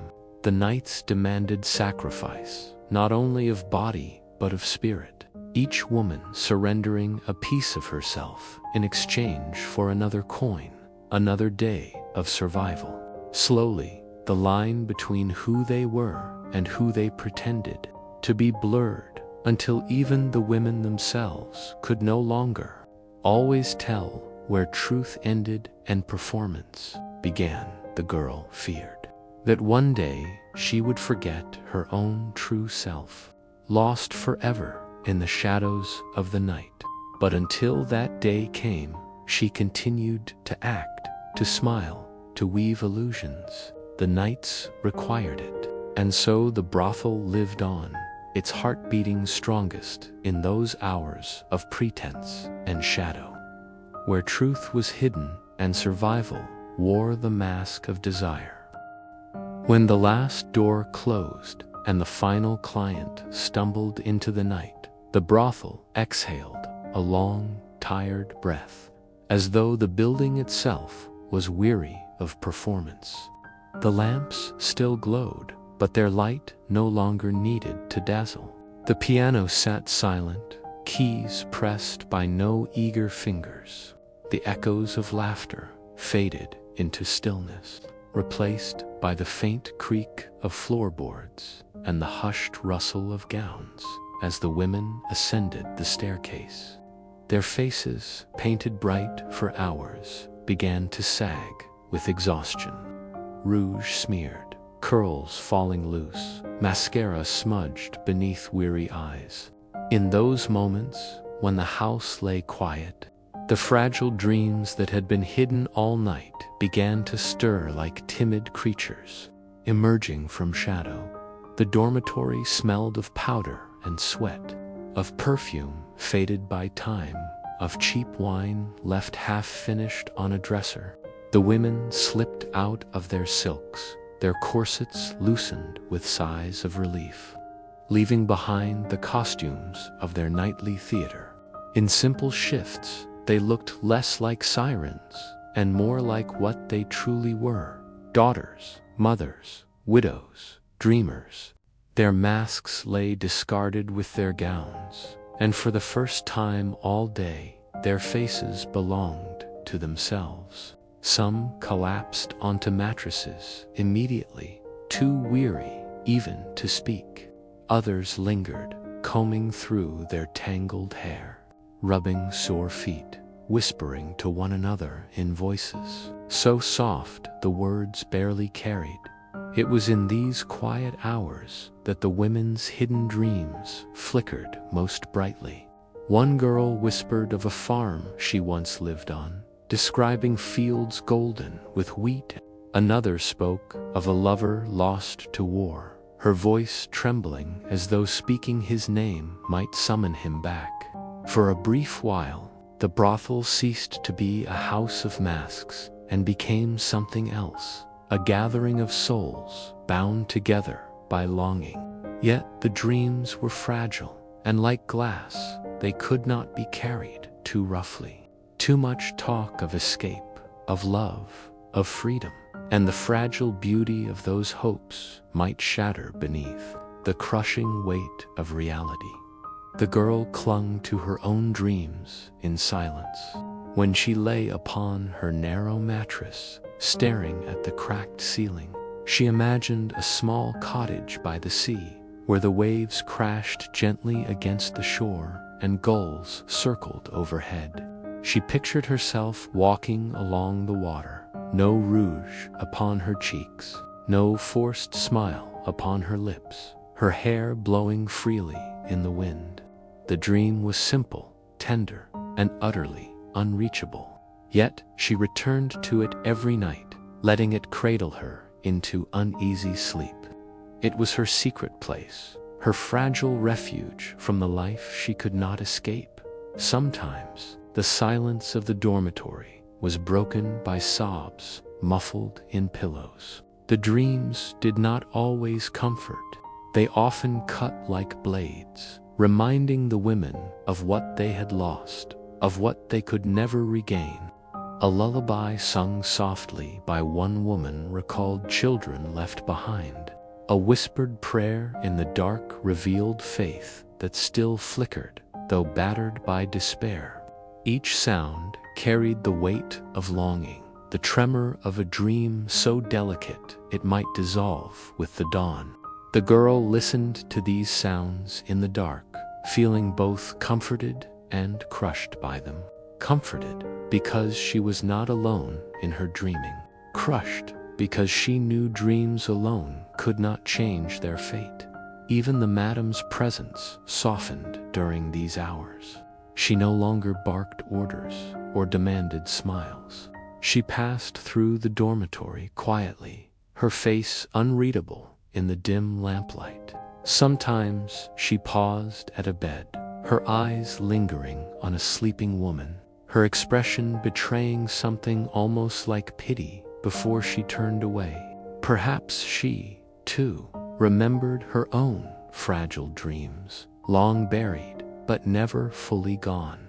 Perhaps she carried them like old scars, hidden beneath the layers of silk and jewels she now wore. If so, she never spoke of them, for she understood better than anyone that dreams, when spoken aloud, could too easily be destroyed. The silence of the night was precious, but it was fleeting. Dawn always came, relentless, dragging the women from their fragile reveries back into the roles they were forced to play. The dreams dissolved with the rising sun, leaving only faint traces like mist upon the morning air. And yet, the women returned to them night after night, clinging to them despite their fragility. They were all that kept despair from consuming them entirely. Without those dreams of cottages by the sea, of fields, of lost lovers and absent children, the women might have surrendered to hopelessness long ago. The girl learned to guard her dreams fiercely, knowing they were the only part of herself untouched by the brothel's demands. She spoke of them to no one, not even Eliza, for fear that sharing them might weaken their strength. In silence, in the fragile hours between night and dawn, she let them grow like wildflowers in her heart, delicate and easily crushed, but beautiful nonetheless. And though she knew they would never come true, she treasured them, for they reminded her that she was still human, still capable of longing, still alive. Morning came quietly, not with joy, but with a kind of inevitability, as though the sun itself knew it was intruding upon a house that had not yet healed from the night. Pale light crept through the cracks in the curtains, spilling across the parlor, where empty glasses and overturned chairs bore witness to the previous evening's illusions. The piano sat untouched, its keys dulled by silence, while the air hung heavy with the residue of smoke, perfume, and sweat. To an outsider, the dawn might have seemed gentle. but inside the brothel it felt harsh, cruel, stripping away the shadows that had softened the lies of the night in the dormitory. The women stirred reluctantly, groaning as the weight of exhaustion pulled against their limbs. Their bodies ached with the memory of endless performance, with the bruises they dared not name, with the hollow laughter they had been forced to carry for hours. Corsets hung slack on chairbacks, gowns lay crumpled on the floor, shoes abandoned mid-step. Faces once painted to perfection were now smeared with the remnants of rouge and powder, revealing the weary pallor beneath. Morning exposed them not as sirens or temptresses, but as women scarred by survival. Yet there was no time to linger in honesty. The cycle demanded they rise, wash, and prepare to don the masks again. The girl lay still for a moment, staring at the faint light creeping across the ceiling. Her dreams of the sea lingered like mist, fragile and already dissolving beneath the call of another day. She longed to cling to them, to hide beneath her blanket and pretend she was elsewhere. But the sharp sound of the madam's heels striking the floorboards shattered the illusion. The day had begun, whether she wished it or not. The morning routine was a ritual of necessity. Bowls of cold water were passed around, and the women splashed their faces, shivering as the chill cut through the haze of fatigue. Brushes tugged through tangled hair, pulling strands free with sharp yanks.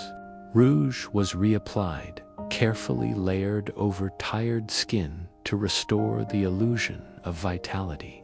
Perfume was dabbed upon wrists and throats, not to delight, but to mask the truth of sweat and smoke that clung stubbornly to their flesh.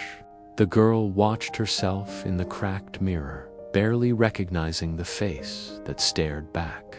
The smile she practiced looked fragile, like porcelain that might crack if touched too roughly. Still, she forced it upon her lips, for she knew it was the smile that would keep her alive. The parlor, too, was scrubbed and reset. Sheets were changed, floors swept, glasses polished until they shone once more. The house had to be cleansed of the night's shadows so that evening could bring its illusions afresh. No trace of despair was allowed to remain visible, no hint of the secrets whispered in the dark. To those who entered later, it must appear as though every night began anew, as though joy and desire blossomed naturally rather than being forced into bloom. The house itself learned to wear a mask, mirroring the women who lived within its walls. Morning also brought reckoning. The madam, with her ever-watchful eyes, inspected not only the rooms, but the women themselves. She noted who looked sluggish, who failed to meet her gaze, who bore marks upon their skin they had not concealed well enough. Her voice was sharp, cutting through the morning haze, reminding them that the house's survival depended upon their endurance. To falter was to risk dismissal, and dismissal meant returning to the streets where hunger and violence waited eagerly. The women listened in silence, their fragile dreams already buried beneath the weight of her words. Yet, amid the routine, small acts of humanity flickered. One woman offered another a ribbon to tie her hair, a gesture of quiet kindness. Another slipped a piece of bread to the girl, saving her from hunger until the evening meal. These gestures were tiny, almost invisible, but they carried a power greater than the rouge or the perfume. They were reminders that even in a house built upon illusions, real compassion could survive in fragments. Fragile dreams might fade with the morning, but the will to endure could be passed from one woman to another in such simple acts. The girl carried these moments with her, as she prepared for another day. Though the thought of evening filled her with dread, though the weight of the cycle threatened to crush her spirit, she held on to the kindnesses she received in the morning light. They did not erase the pain, but they softened it, like a thin blanket against the cold. And so she rose, painted her cheeks, tied her hair, and stepped once more into the role demanded of her. Morning had broken, and with it came the knowledge that survival meant beginning again and again, until the fragile dreams she clung to were either realized or forgotten. The brothel, too, seemed to sigh as it readied itself for another night. Its walls bore the stains of secrets, its rooms carried echoes of sorrow, yet it stood firm, waiting. Morning was not an ending but a reset, the start of another performance, another cycle of pretense and shadow. And though the women dreamed of cottages, fields, or freedom, the truth was that morning always led back to the same velvet curtains, the same music, the same watchful eyes. The girl knew this, even as she allowed herself one last moment of longing before stepping fully into the day. She closed her eyes, imagined the sea one final time, and then let the image dissolve. Survival required sacrifice, and dreams were the first offering demanded by the dawn. The brothel did not simply take hours from the women. It took pieces of their flesh, their health, and their strength, until their bodies carried the marks of labor, as visible as any factory worker's hands. Nights of endless performance left their muscles sore, their backs stiff from bending, their feet blistered from standing in heels that pinched and bruised. Yet, unlike laborers in the mills or servants in grand houses, these women were denied the dignity of acknowledging their pain. Their exhaustion had to remain hidden beneath powdered cheeks, painted lips, and practiced laughter.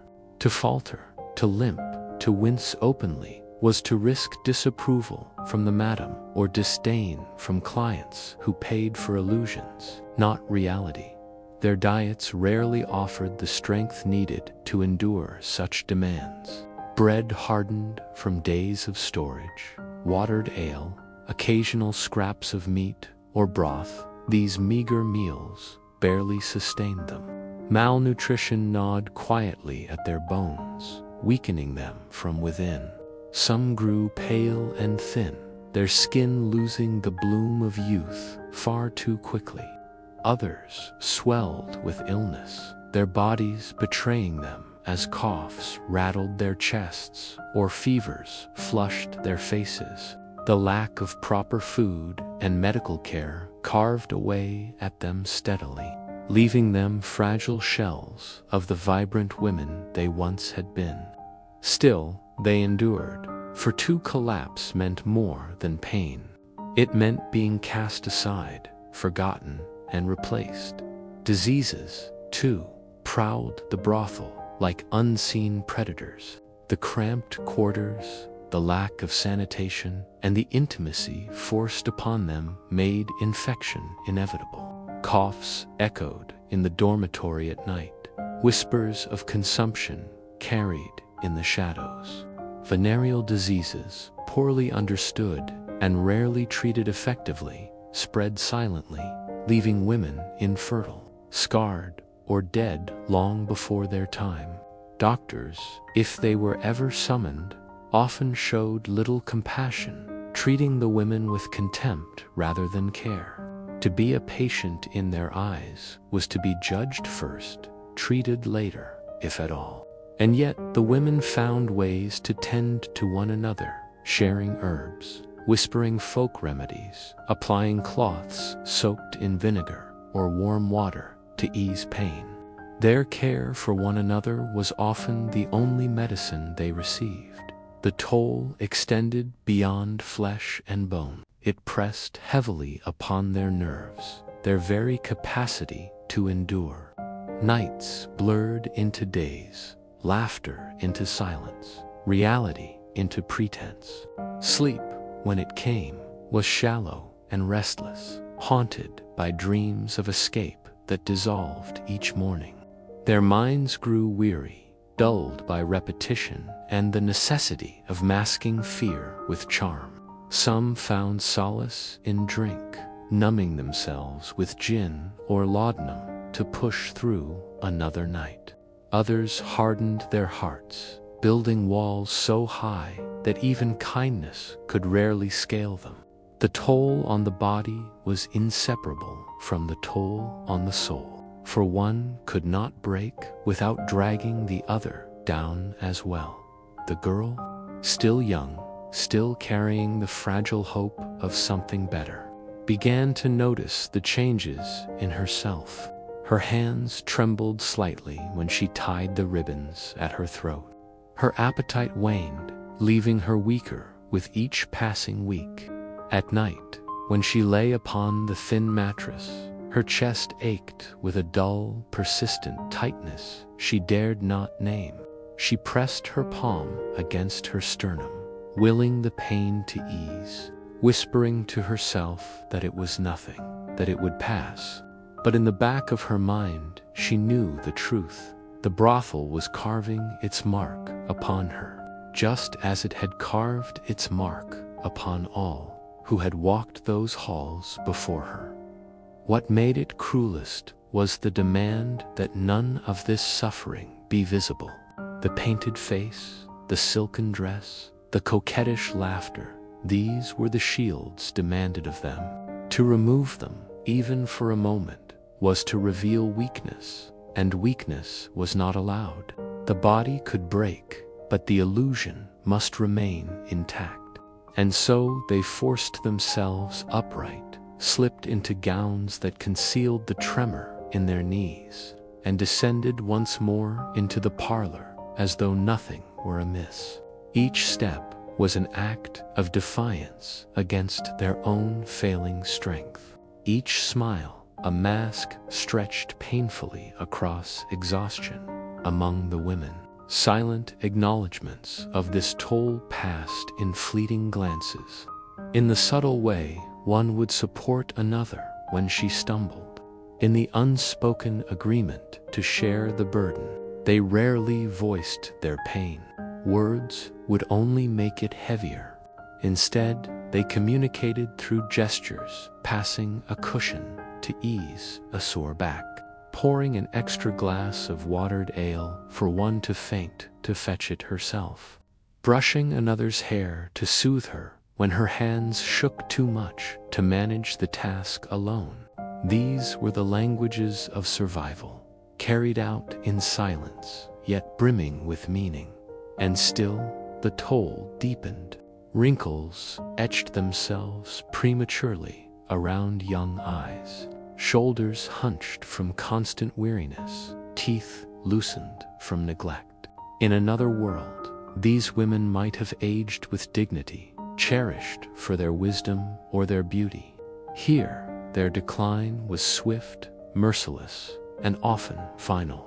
A woman who could no longer perform, who could no longer sustain the illusion, was discarded like an object that had lost its shine. The house could not afford sentiment, and the madam's eyes were trained to detect weakness. Those who faltered too greatly were sent away, their futures as uncertain as smoke rising into the morning air. The girl understood this fate loomed before her, even as she clung to the hope that she might somehow escape it. Each cough that rattled through the dormitory reminded her of what awaited. Each fainting spell of another woman, each pale face hidden behind too much rouge, told her the truth. The brothel consumed, and it never gave back. Yet she rose each night, painted her cheeks, and stepped into the performance again. For in this place, to stop moving was to stop living, and to stop living was a luxury none of them could afford. Silence in the brothel was not emptiness, It was a presence, heavy and unyielding, pressing into every corner of the house like invisible smoke. It lingered between conversations, stretched across the hours of waiting, and seeped into the women's bones. At first, the girl thought silence was a gift, a rare reprieve from the endless noise of the parlor, the laughter, the music, the clinking of glasses. But over time, she realized silence was a weight of its own, a burden they all carried. In silence, there was no performance to hide behind, no rouge to soften reality. In silence, truth hovered dangerously close. The dormitory was where silence felt thickest. After the last client left, after the candles were snuffed, the room filled with breaths and the occasional restless shuffle. The women lay upon their narrow beds, staring at the ceiling, each lost in her own thoughts. Words might have offered comfort, yet they rarely spoke. To share one's pain was to risk reopening wounds that never truly healed. Instead, they guarded their grief behind closed lips, saving energy for another day of endurance. In that darkness, silence became a form of survival. It spared them from crumbling beneath the weight of truths they could not change. The girl often wanted to speak to, tell someone about the dreams that haunted her, to confess her longing for freedom, to whisper the small terrors that clawed at her heart. But when she turned toward the women beside her, she found only closed eyes and steady breathing, the careful performance of rest. She learned to swallow her words, to press them into the hollows of her chest until they settled like stones. In time, silence shaped her as surely as corsets shaped her waist, molding her into someone who could endure by concealing what hurt most. Yet silence was not always chosen. Sometimes it was imposed. The madam demanded discretion, forbidding the women from speaking of clients' names or deeds beyond the walls of the house. Secrets were currency, and silence was enforced with an iron will. To break it was to risk ruin, not only for oneself, but for the entire establishment. The women knew this, and so they learned to guard their tongues, to let unsaid truths fester quietly within. Silence became the price of survival, a chain binding them tighter than any lock upon the door. The girl saw how silence settled differently upon each woman. One, older and gaunt, kept her lips pressed tight, even when alone, as though every word might betray her. Another filled the air with nervous chatter in the parlor, but fell mute the moment she entered the dormitory, retreating into herself as if afraid that even the walls might overhear. A third carried silence like a cloak, using it as a shield against intimacy, ensuring no one came close enough to see her true scars. Each had learned to wield silence in her own way, shaping it into either armor or prison. There were rare moments, however, when silence broke, a muffled sob in the dark, a whispered confession after too much drink, a memory shared in a trembling voice. These cracks revealed the humanity hidden beneath the masks, and for a brief instant the weight of silence lifted. The girl cherished these moments, storing them like treasures, for they reminded her that she was not alone in her suffering. But such moments were fleeting, quickly sealed again by the fear of exposure, as though vulnerability itself could summon disaster. Silence also carried the echoes of what could not be undone. The absence of footsteps from a woman who had been sent away, the empty bed stripped bare, its sheets folded neatly as though she had never existed. No words explained her disappearance. No one dared ask. The silence surrounding her absence said more than any explanation could.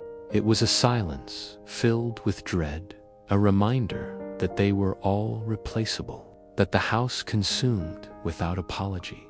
The girl began to realize that silence was not merely the absence of sound. It was a language of its own. She learned to read the quiet glances exchanged across the table, the tightness in a woman's jaw, the way fingers fidgeted with a ribbon or rosary. These were conversations conducted without words, carrying volumes of meaning. A lowered gaze might warn of danger. A stillness too sharp might signal despair. Silence spoke constantly, if one knew how to listen. But silence weighed heavily on the soul. It denied them release, trapped their emotions within until they grew too large to contain. Some women carried their silence into madness, their eyes growing distant, their laughter brittle and strange. Others drowned their silence in drink, hoping to numb the truths they dared not voice. The girl feared both paths, yet she felt silence growing inside her like a shadow she could not escape. It pressed against her ribs, tightening her breath, threatening to consume her if she let it go unbroken for too long in her rare moments alone. She tried to give voice to the silence. She whispered to herself in the mirror, speaking the words she could not say aloud. I am tired. I am afraid. I want to leave. Her reflection stared back, offering no answer, no comfort, only the reminder that these words could never pass beyond that glass. And so she locked them away again, hiding them behind the smile she painted each night. Silence became her companion, her enemy, her constant shadow. The weight of silence in the brothel was crushing. Yet it was also strangely unifying. Each woman bore it in her own way, but they all bore it together. They might not speak of their suffering, but they recognized it in one another. In that recognition lay a fragile thread of connection, invisible yet unbreakable. Silence bound them as tightly as it oppressed them, shaping their lives in ways words never could. And as the girl lay in her bed at night, listening to the quiet breaths around her, she understood silence was the language of survival, and she was learning to speak it fluently. Companionship in the brothel was both a necessity and a danger. A fragile rope stretched across an abyss. The women, pressed together by circumstance, learned quickly that survival was easier when they leaned upon one another. Yet every bond carried risks as heavy as the rewards. A kind word could soften the edges of despair. A shared laugh could light a candle against the darkness. But closeness meant vulnerability, and vulnerability could be exploited. In a house where power shifted with the whims of clients and the temper of the madam, even friendship was a gamble. The girl discovered this truth slowly as she navigated the unspoken rules of the dormitory. At first, she was met with suspicion.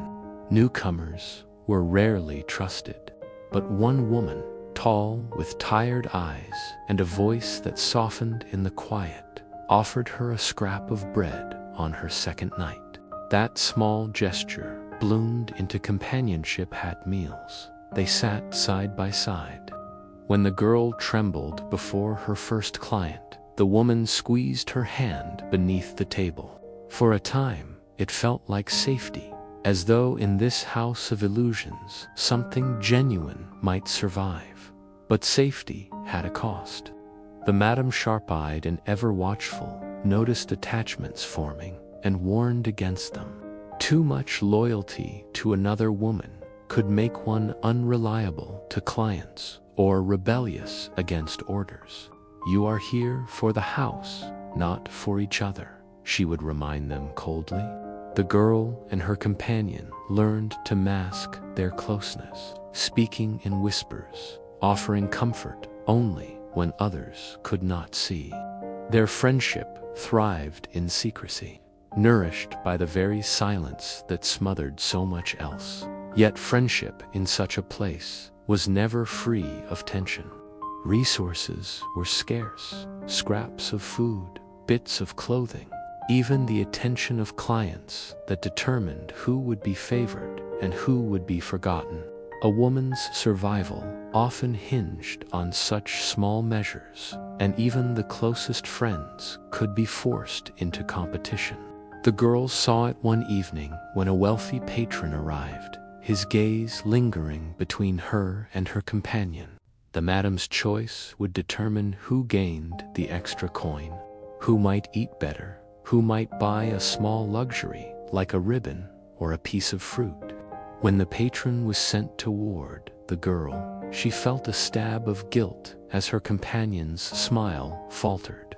That night, silence lay heavy between them, proving that even friendship could not shield against the house's cruel economy.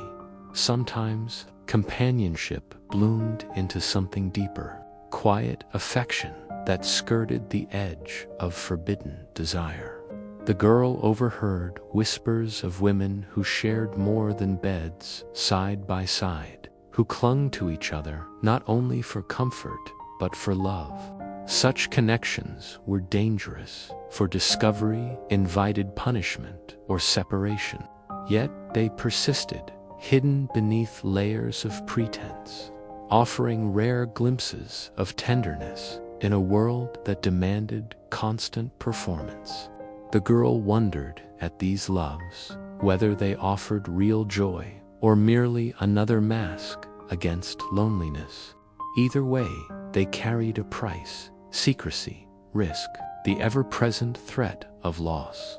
Betrayal was another cost of companionship, and one the girl feared most. Desperation drove some women to turn on each other, offering secrets to the madam in exchange for favor, or stepping aside coldly when another faltered. Trust was precious and fragile, easily shattered by the hunger for survival. The girl once confided a small dream to a woman she thought, kind of leaving the brothel someday, of working in a mill or as a seamstress. Days later, the madam mocked her in front of the others, sneering at her childish hopes. The girl's cheeks burned as laughter echoed around her, and she realized her words had been betrayed. After that, she guarded her heart more closely, choosing silence over companionship when the risk felt too great. Still, companionship was necessary. Without it, the weight of the brothel could crush a woman entirely. The girl watched those who isolated themselves, keeping distant from others, and saw how quickly they withered.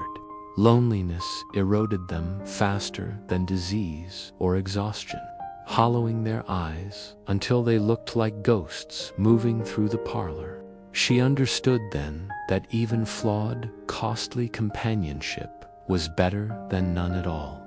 A whispered joke, a hand brushing hers in passing, a shared glance when the madam was not looking.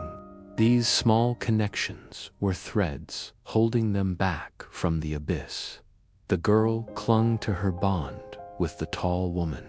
Though it frayed at times under the strain of jealousy, competition, and secrecy, they argued in whispers. They turned away in hurt silence, yet always they returned to each other. One night, when the girl collapsed with fever, it was her companion who placed a damp cloth on her brow, who sat awake by her side while others slept. In that moment, the price of companionship seemed worth paying. For though trust could be broken, though betrayal lurked, true kindness had not been extinguished entirely. The price of companionship in the brothel was never fixed. It shifted constantly, exacted in laughter, stolen, secrets lost, or betrayals endured. Yet without paying it, survival became nearly impossible. The girl knew this with growing certainty. To survive in silence was one path, but to survive with even a single ally, however fragile, made the nights less unbearable. Companionship demanded sacrifice, but it also offered hope.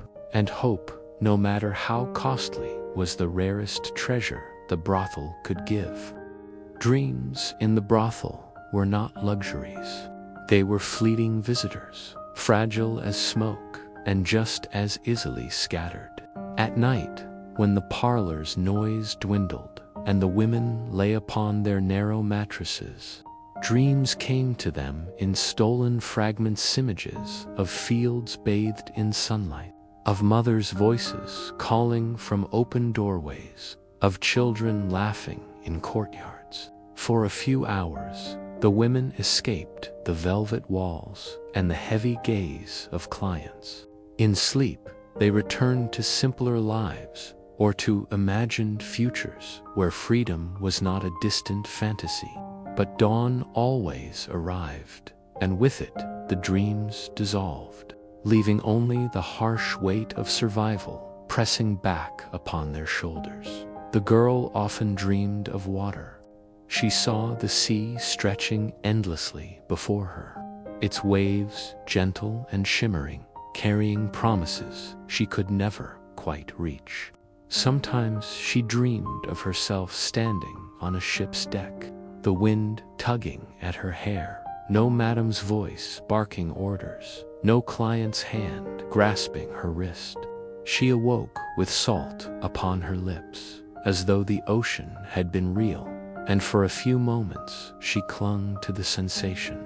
But morning light was ruthless. It stripped the dream away, leaving her staring at the cracked ceiling of the dormitory, the sea already vanishing like mist. Others dreamed too, though few spoke of it openly. One woman stirred in her sleep, murmuring the names of children she had been forced to leave behind.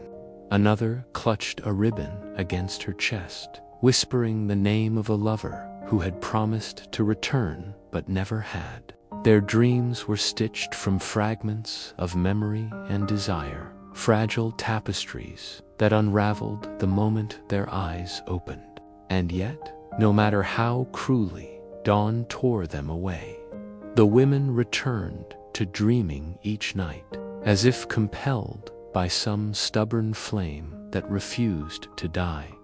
The cruelest part was not that the dreams vanished, but that they mocked the women with what might have been. The contrast between dream and waking was unbearable at times. To dream of laughter, then wake to silence.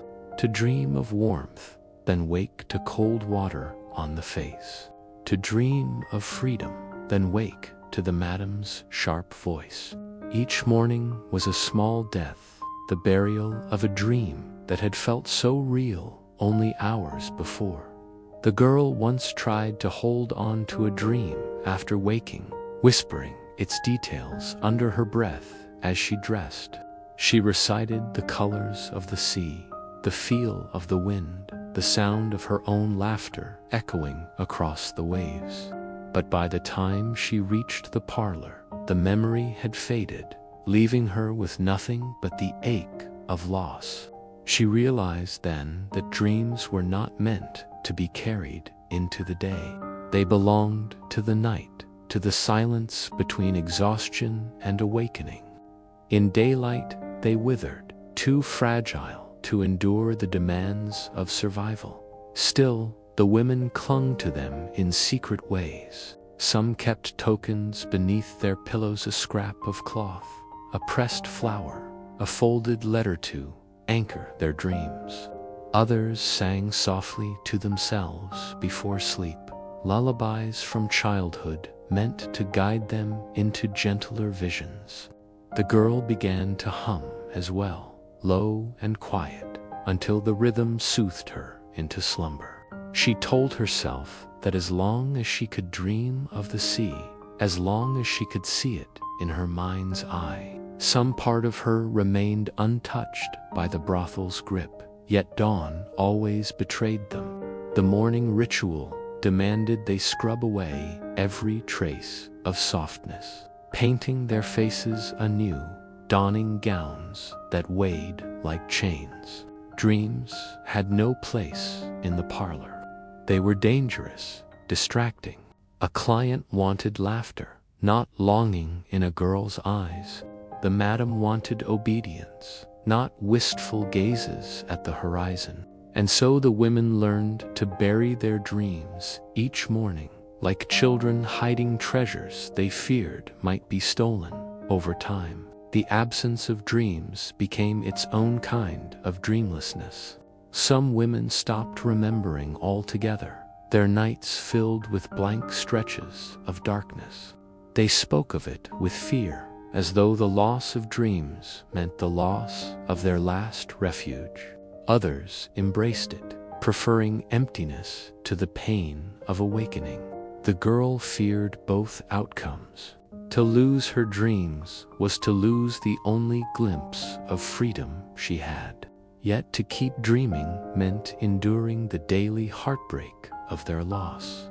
And so she carried on, drifting between nights of fragile beauty and mornings of cruel clarity. Dreams were both her salvation and her torment, gifts that cost more than they gave. She wondered if one day the sea would vanish from her mind entirely, leaving her stranded within the brothel forever. The thought terrified her, yet it also seemed inevitable. In this house, even dreams were not safe. They faded with dawn, like everything else that was too human to endure. The brothel did not run on clocks or calendars. It ran on repetition, a rhythm so relentless that the women often forgot the passing of weeks or months. Each day mirrored the one before it, the morning's preparation, the afternoon's stillness, the night's parade of strangers, and the inevitable collapse into weary sleep. The girls soon realized that life here was not lived forward, it simply circled, dragging her back to the same starting point again and again. The endless cycle was both a prison and a survival mechanism, stripping meaning from time until it became only something to endure. Mornings began with the sound of water splashing into basins. The women washed their faces, wiping away whatever traces of humanity had appeared in dreams. They repainted their masks with powder and rouge, practicing their smiles in cracked mirrors. The madam's footsteps echoed through the hallway, her sharp gaze inspecting each girl as though she were merchandise displayed in a shop window. Complaints were ignored, fevers dismissed, exhaustion brushed aside. By the time the parlor doors opened, the women were already transformed into creatures of illusion, their real selves tucked away where no one could reach. Afternoons brought silence, though not the comforting kind. The rooms stood empty, their velvet drapes drawn against the sun, trapping stale air inside. The women rested when they could, sprawled across mattresses, or sitting together in small clusters. Some whispered gossip to fill the hours, others stitched torn gowns or combed tangles from their hair. For the girl, these afternoons were the hardest. Without the distraction of laughter or music, the weight of reality pressed down more heavily. She often stared out of a tiny window at the street below, watching children run and play, mothers carrying baskets, men hurrying to work. That world seemed close enough to touch, yet impossibly far away. Nights brought the frenzy. Lamps were lit, gowns shimmered, and music spilled from the parlor like a siren's call. Men filled the rooms with laughter, smoke, and the smell of drink. Each woman played her part in the performance, weaving flattery and feigned desire into every conversation. The girl learned quickly how to laugh at the right moment, how to let her eyes linger just long enough, how to hide her revulsion behind practiced charm. It was exhausting, but survival demanded perfection. By the end of the night, she returned to her bed with her body aching, her spirit stretched thin, yet knowing the next evening would demand the same of her again. The cycle was merciless. There were no holidays, no true breaks, no escape except for illness, and even sickness offered little respite, for the madam often forced the women back to work long before they were ready. The girl heard stories of others who had collapsed during a performance, carried away only to be replaced instantly by another. Here, one woman's weakness was simply another's burden. The machine of the brothel never stopped turning. What made the cycle cruelest was its monotony. The repetition dulled the women's sense of time until days blurred into years. Birthdays passed unnoticed, seasons shifted without ceremony, and youth slipped away before anyone realized it was gone.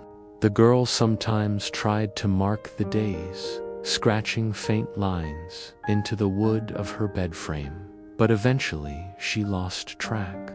When every day felt identical, counting became meaningless. The lines faded, swallowed by dust and wear, just as she feared her own identity might vanish into the grind of routine. Yet, within this endless cycle, the women found small rebellions.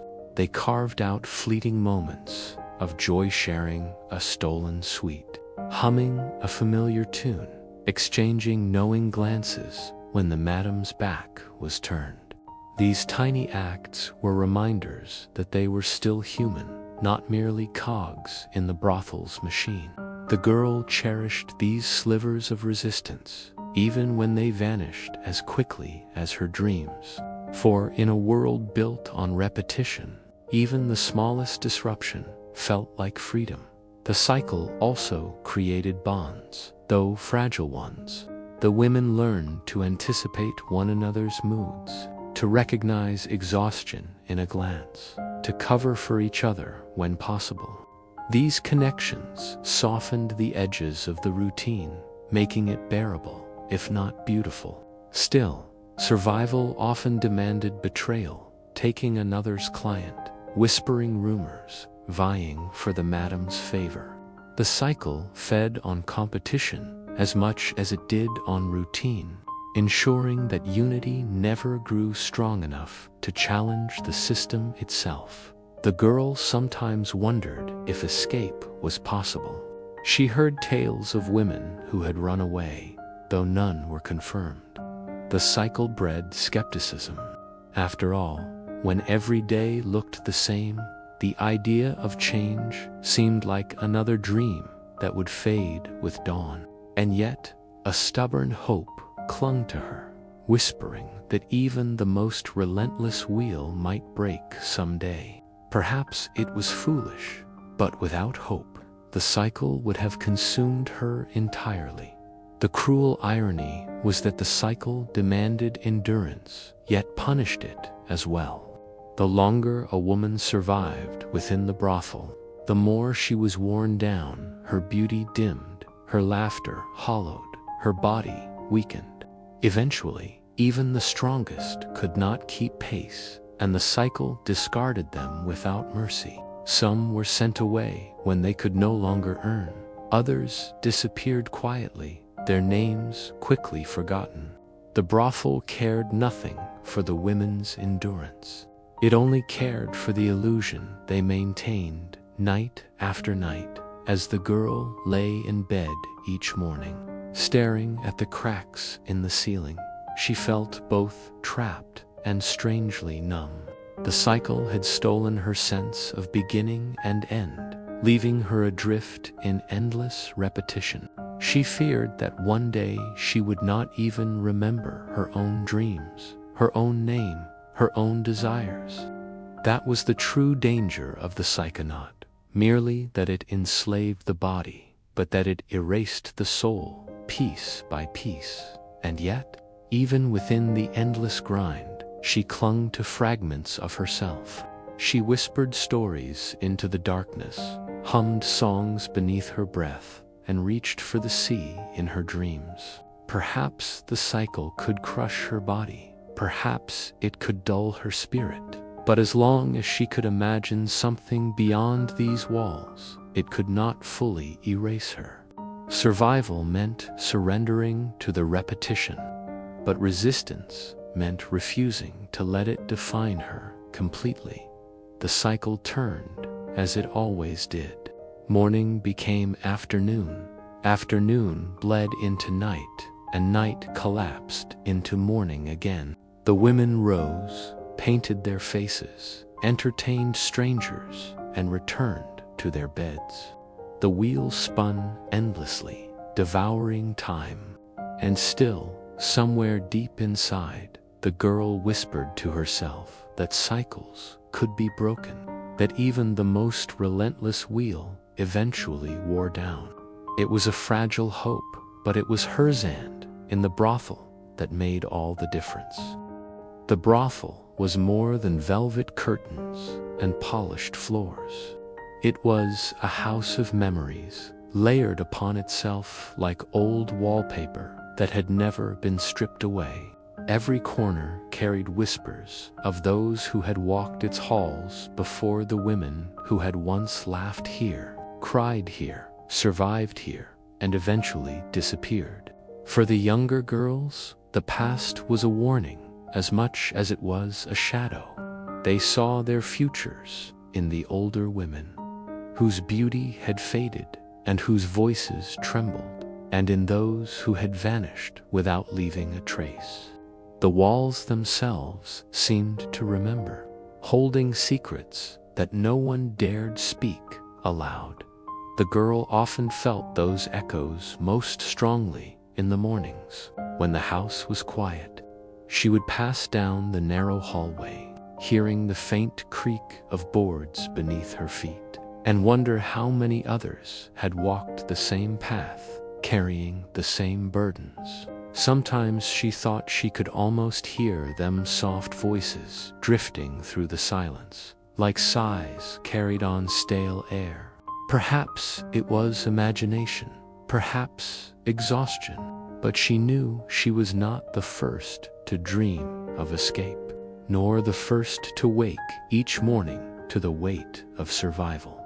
The older women embodied those memories in flesh and bone. One had once been the star of the parlor, renowned for her laughter and wit, the favorite of wealthy men. Now her voice was roughened, her beauty dimmed, and she sat in corners, barely noticed except when the madam called upon her. Another had arrived as a girl of 15, filled with rebellion, convinced she would find her way out within a year. 20 years later, she still dressed in faded gowns, her defiance worn down into resignation. They carried their histories in their eyes, which told stories far darker than their lips dared to utter. The girl listened to these older voices whenever she could, catching fragments of conversation that drifted like fragile threads. They spoke of lost loves, of children taken away, of promises broken by men who had once sworn loyalty. Their stories often began with laughter, but ended in silence, swallowed by the weight of regret. And yet, beneath the sorrow, there was a strange kind of resilience. These women had survived long past the point where others might have collapsed. They were living testaments to endurance, even if that endurance had come at a terrible cost. The house itself seemed built upon such echoes. The parlor's velvet drapes had absorbed years of smoke and laughter, Its mirrors had reflected countless painted faces. Its chairs had been worn smooth by restless hands. The dormitory carried the imprint of countless restless nights' mattresses sagging from bodies that had tossed and turned, headboards scratched with initials, whispers etched into the air. Even the staircase bore grooves from years of footsteps, as if the wood itself sagged under the weight of memory. No matter how much polish or powder the madam applied, the house could not hide what it truly was, a repository of lives consumed. The girl wondered often what her own echo would be. Would she become one of the silent women sitting in corners, her laughter forgotten, her spirit dulled? Or would she vanish suddenly, leaving nothing behind but a name others spoke in hushed tones? Perhaps she would be remembered for a while, her story passed from girl to girl as a warning, until time erased even that. The thought both frightened and comforted her. Frightened because she longed for more than erasure. Comforted because perhaps oblivion was better than eternal suffering some nights. The older women shared fragments of their pasts more openly, as though the shadows themselves had loosened their tongues. One told of a village she had left behind, a place where the fields smelled of wheat and the air was filled with birdsong. Another whispered of a child she had once rocked to sleep, her lullabies fading as quickly as the child had been taken away. These stories painted pictures of lives outside the brothel, lives filled with color and light.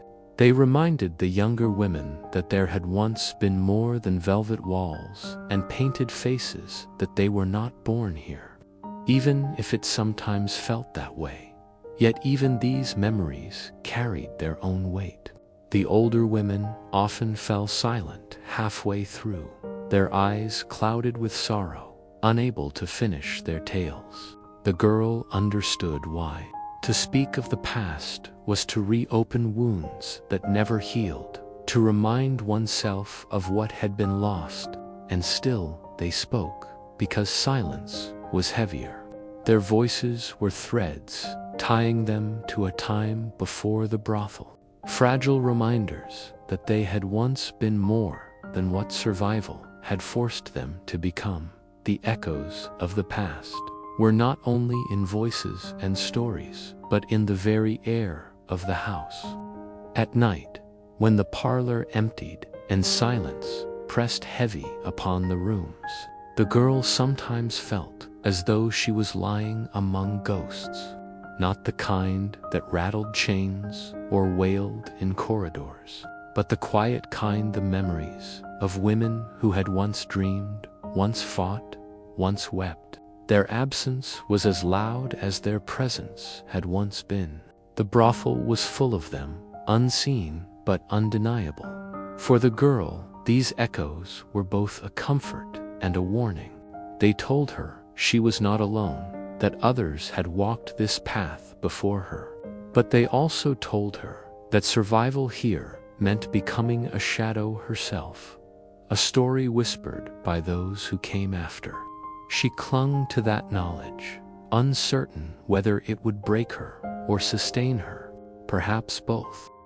The lamplight in the brothel was deceptive. It softened faces, smoothed away the sharp edges of exhaustion, and cast a golden glow that promised warmth where none existed. Clients adored it because it made everything appear glamorous. Yet the women knew its true cruelty. Lamplight was a mirror that showed not only who they pretended to be, but also what they had lost. In its flicker, regrets rose to the surface, haunting the older women most of all, though the younger ones already felt their shadows forming when the evening began. The women transformed themselves for the lamplight. They powdered their faces until their skin looked flawless, painted their lips into smiles, and dressed in gowns that shimmered when they moved. To the men who entered, they seemed radiant creatures of desire, untouched by sorrow. But beneath the surface, each woman carried a story of things undone, of roads not taken, of words left unsaid. The lamplight exposed these regrets not to their clients, but to themselves. It forced them to see the lives they might have lived had they not been caught in the brothel's snare. The older women bore this burden most visibly. I sat at the corner of the parlor, her fingers tracing the rim of her glass again and again, her eyes fixed on the lamplight's glow. Once she had been promised marriage by a man of means, but he had vanished when scandal threatened his name. She still wore the ring he had given her, though its metal was tarnished and its promise broken. In lamplight, the ring gleamed as though mocking her, a symbol of love betrayed. Another woman laughed too loudly whenever men told jokes, her eyes flickering with bitterness each time she remembered the children she had been forced to give away. The lamplight caught the wetness at the corners of her eyes, though she always brushed it away before anyone noticed. The girl, still young, did not yet carry such heavy regrets, but she feared their arrival. Already, she wondered what she might have become if her path had been different. Would she have learned a trade? Married a kind man? Lived in a house with a garden? Each evening, as she painted her lips and smoothed her gown, she felt the weight of choices stolen from her. The lamplight whispered that time was slipping away, that one day she would look into the mirror and see only loss staring back. The parlor's laughter often hid these truths, but late at night, when the last client had gone and the lamps burned low, the women sometimes spoke openly. Regret spilled out in fragments, half-sentences, unfinished thoughts, sighs that carried the weight of entire lifetimes. One woman admitted she still dreamed of the farm where she had been born, its fields wide and green. Another confessed she kept a faded letter in her pillow, written by a lover who had died years ago. Their regrets were varied, but all shared a common thread. The brothel had stolen their futures, leaving only shadows of what might have been. The lamplight turned these confessions into something almost holy. The women sat close, their faces glowing in the soft flicker, their voices hushed as though afraid the walls might betray them. They did not offer solutions, nor did they judge. Each knew the taste of regret too well. Instead, they listened, allowing the lamplight to bear witness to their sorrows. In those moments, the brothel became less of a prison and more of a confessional, where women unburdened themselves, not to be forgiven, but simply to be heard. For the girl, these lamplit confessions were both frightening and illuminating. She saw in them the path that lay ahead if she remained. Each regret told her not only of what had been lost, but also of what could still be lost if she did not find a way to escape. And yet she also felt comfort in the honesty of these moments. Here, at least, the women did not pretend. Here, beneath the lamp's golden glow, they were allowed to be themselves, broken, haunted, human. The cruelty of regret was that it did not fade with time. It grew heavier. The older women carried theirs like stones, each year adding another, until they could hardly lift their heads. The lamplight showed every line on their faces, every tremor in their hands, every shadow in their eyes. It was a cruel reminder that beauty faded, youth slipped away, and opportunities never returned.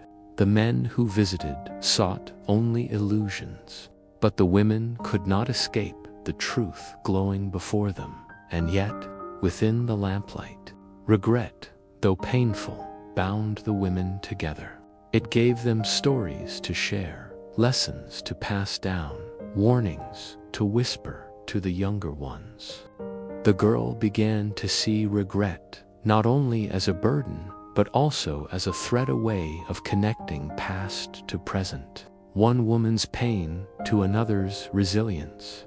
Perhaps, she thought, regret was proof that they had once lived fully, that they had once dared to hope, even if those hopes had been shattered.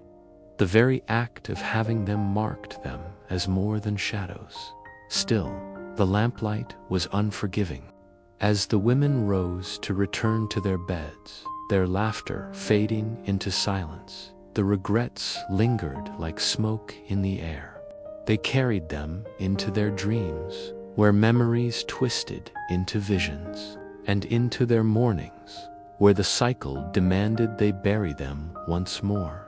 The lamplight illuminated not only what had been, but also what would never be, and in that truth lay its deepest cruelty. Mirrors were everywhere, in the brothel, hung in the parlor to catch the lamplight, nailed to the walls of dressing rooms, propped against the beds in private chambers. They were meant to flatter, to remind clients of the glamour they had paid for, to reflect beauty back into their own hungry eyes.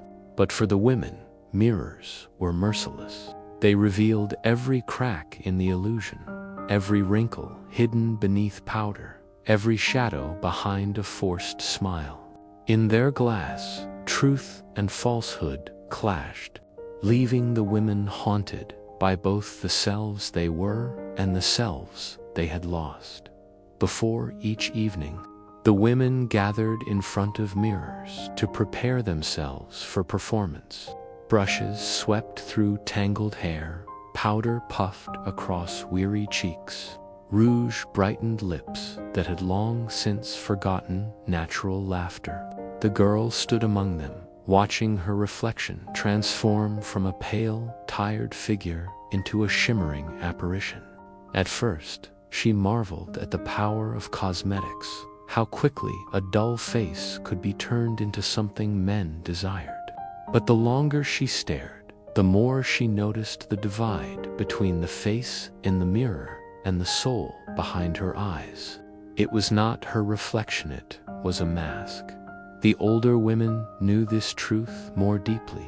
One leaned close to the mirror, her hands trembling slightly as she drew color back into her fading lips. She whispered to herself as she worked, murmuring words of encouragement, as though trying to summon the ghost of her former beauty. Another turned her face away quickly after applying powder, unwilling to confront what remained beneath the paint. For them, mirrors were battlegrounds, places where the fight to remain desirable clashed with the inevitability of time. Each evening was a small war, waged with brushes and powders, fought in silence and shadows. The girl began to dread her own reflection. At first, she thought she saw herself clearly youthful, bright-eyed, untouched by years of labor. But soon, she started to glimpse something else lurking beneath the surface. Fatigue that deepened faster than it should. Sorrow hiding behind her painted smile. It frightened her to think how quickly the mirror might betray her. She saw in the older women the reflection of her own future, and she wondered how long it would take before she too could no longer bear to look at herself. Mirrors also reflected lies told for survival.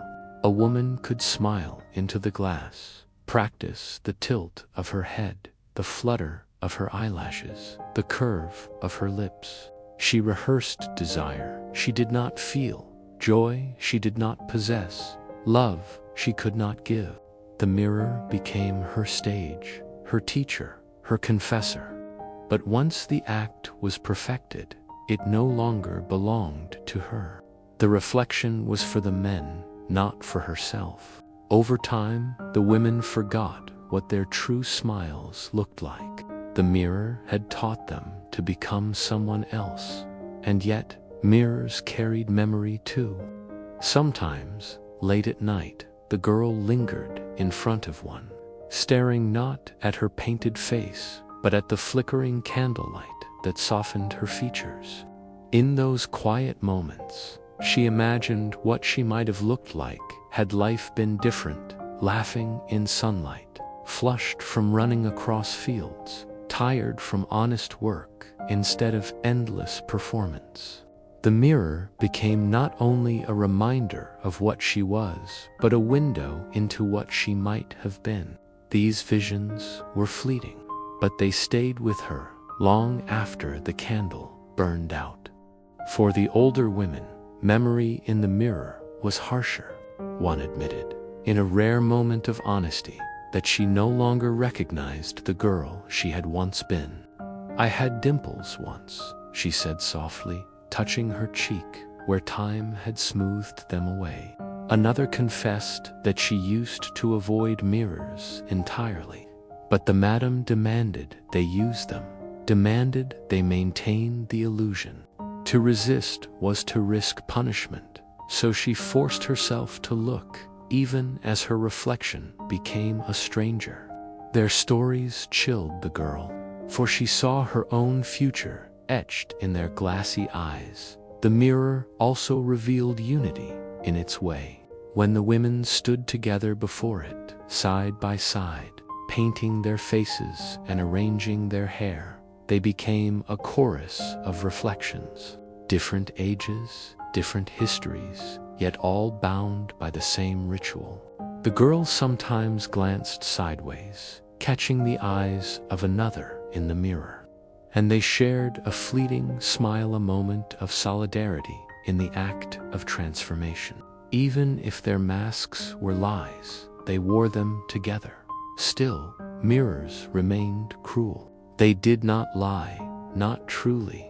They showed exactly what was there. Painted beauty, yes, but also exhaustion, sorrow, and the erosion of time. Clients might be fooled by rouge and lamplight, but the women themselves could not escape the truths reflected back at them. The girl wondered if that was why so many women averted their eyes after dressing, why they turned away before their performance began.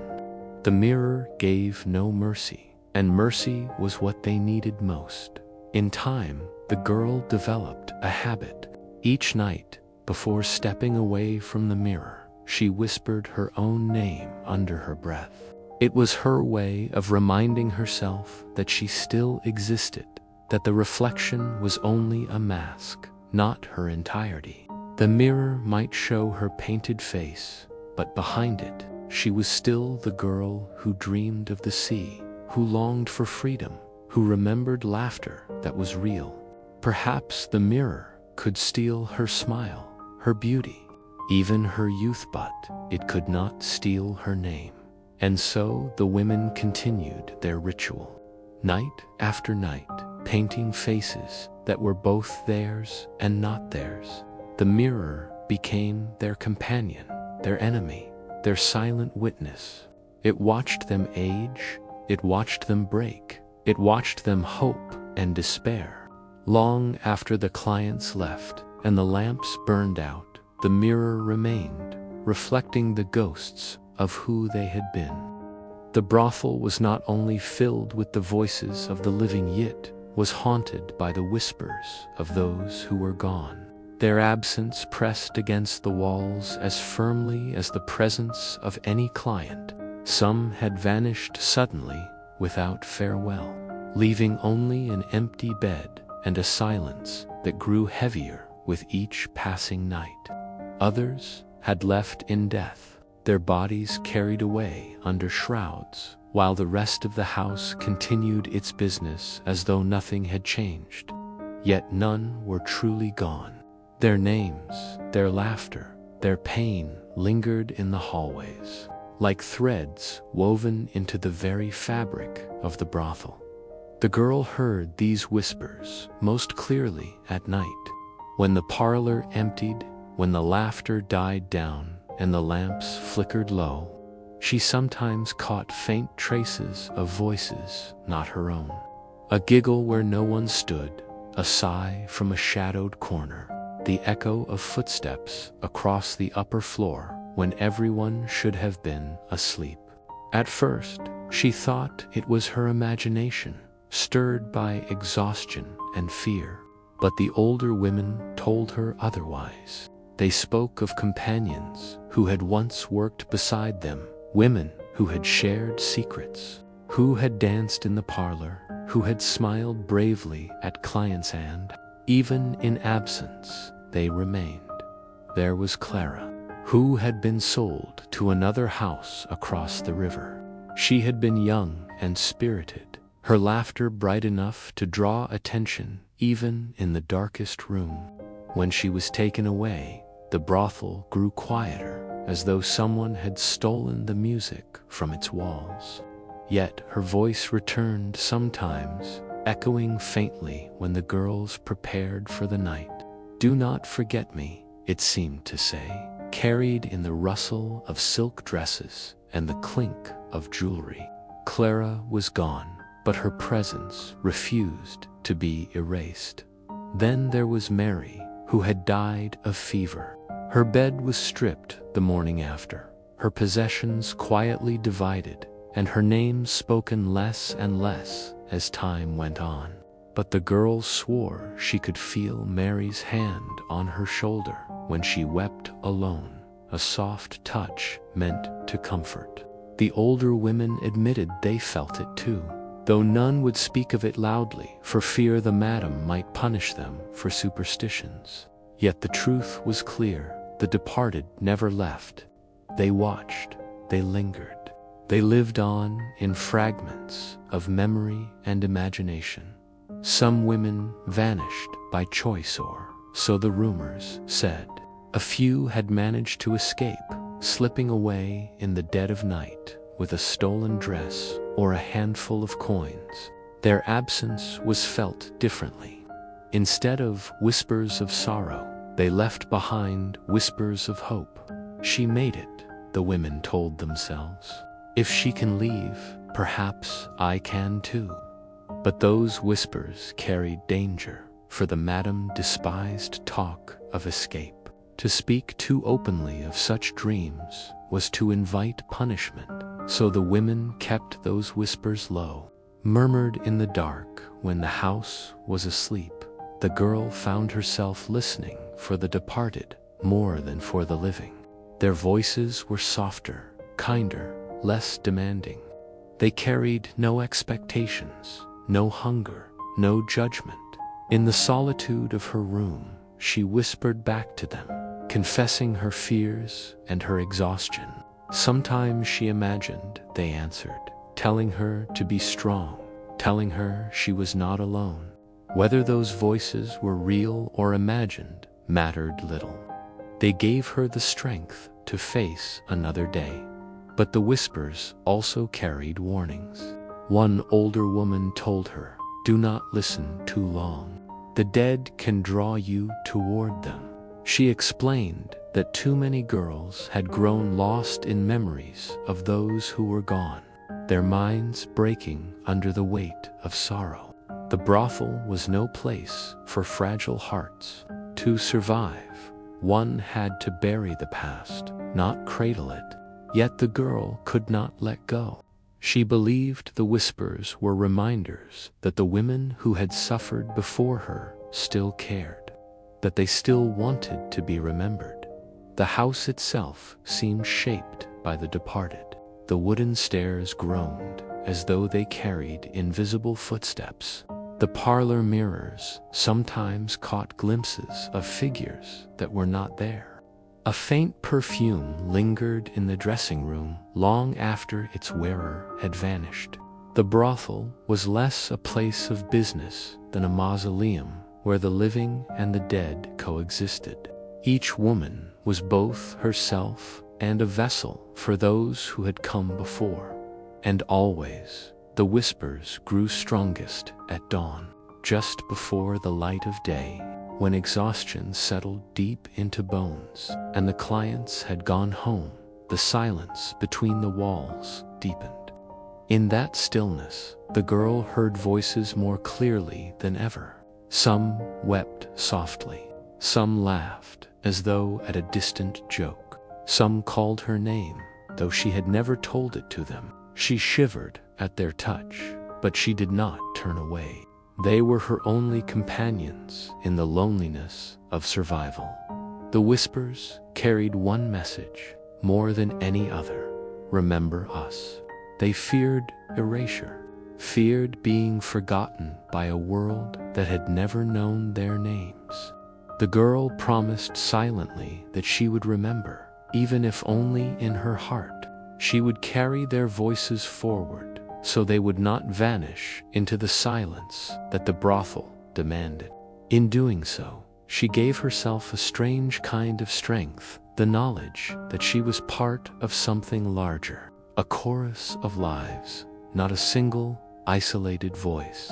And yet, as dawn broke and sunlight spilled across the windows, the whispers always faded.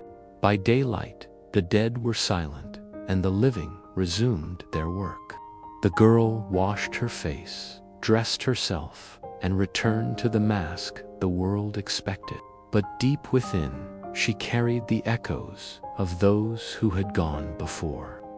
Their whispers etched into her soul like scars that would never fade.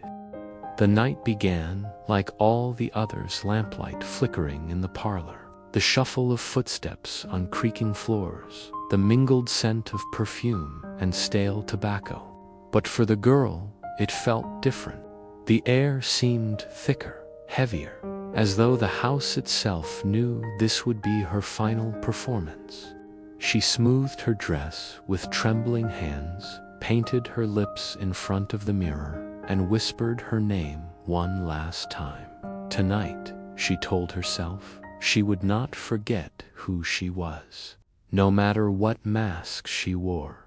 The hours passed slowly, each moment stretched thin with exhaustion. Clients came and went, their faces already blurring together, their voices echoing in her mind like the drone of a faraway storm. She smiled, she laughed, she touched their hands, but her spirit was elsewhere. With every passing second, she grew more aware of the walls pressing in around her, of the voices whispering through the corridors. The departed were near. She could feel them in the stillness, waiting for her to join them more, to carry them forward. When at last the final client left, silence fell over the brothel. The other women drifted to their rooms, some humming faint lullabies, others collapsing onto their beds without undressing. The madam retreated to her chambers, her footsteps fading into the distance.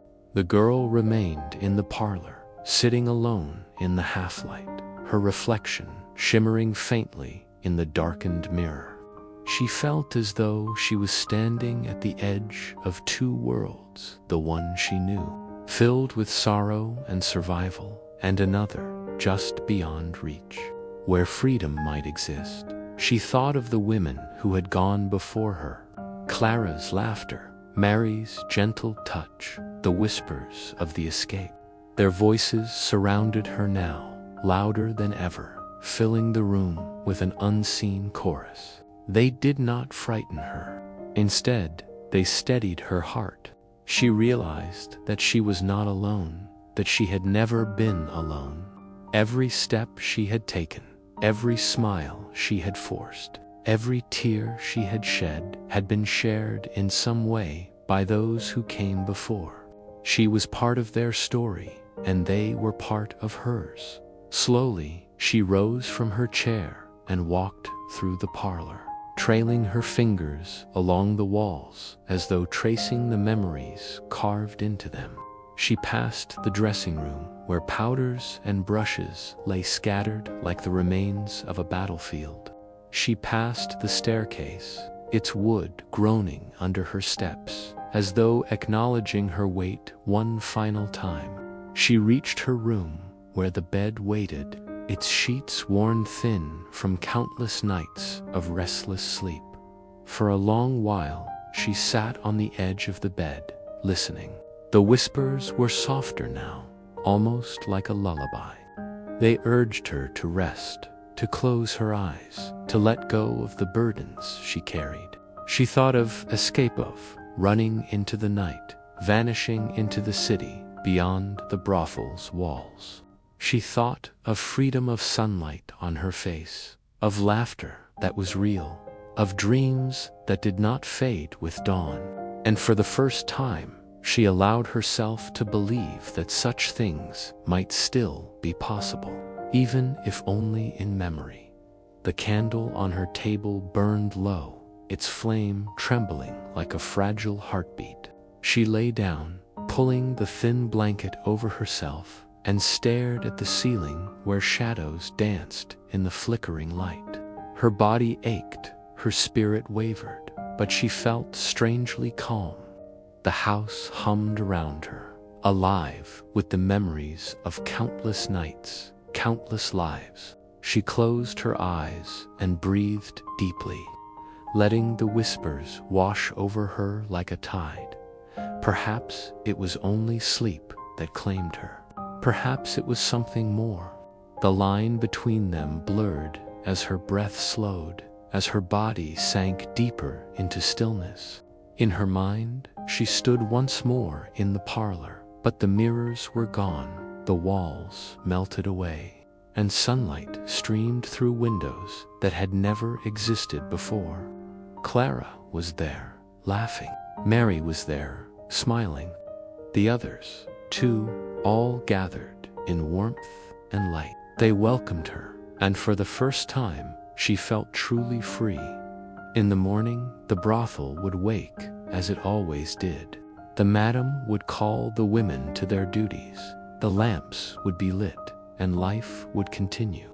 Perhaps they would notice her absence immediately, or perhaps only after some hours had passed. Perhaps they would speak her name for a few days, then let it fade into silence. But the girl did not fear being forgotten anymore. She had left her mark, not in the ledgers of the madam or the memories of the clients, but in the whispers of those who carried her forward. The last night was not an ending, it was a joining of voices, of lives, of shadows that refused to vanish. And as the candle burned out, leaving only darkness, her whisper remained, a soft echo among the departed, reminding those still trapped within the brothel's walls that they were never truly alone.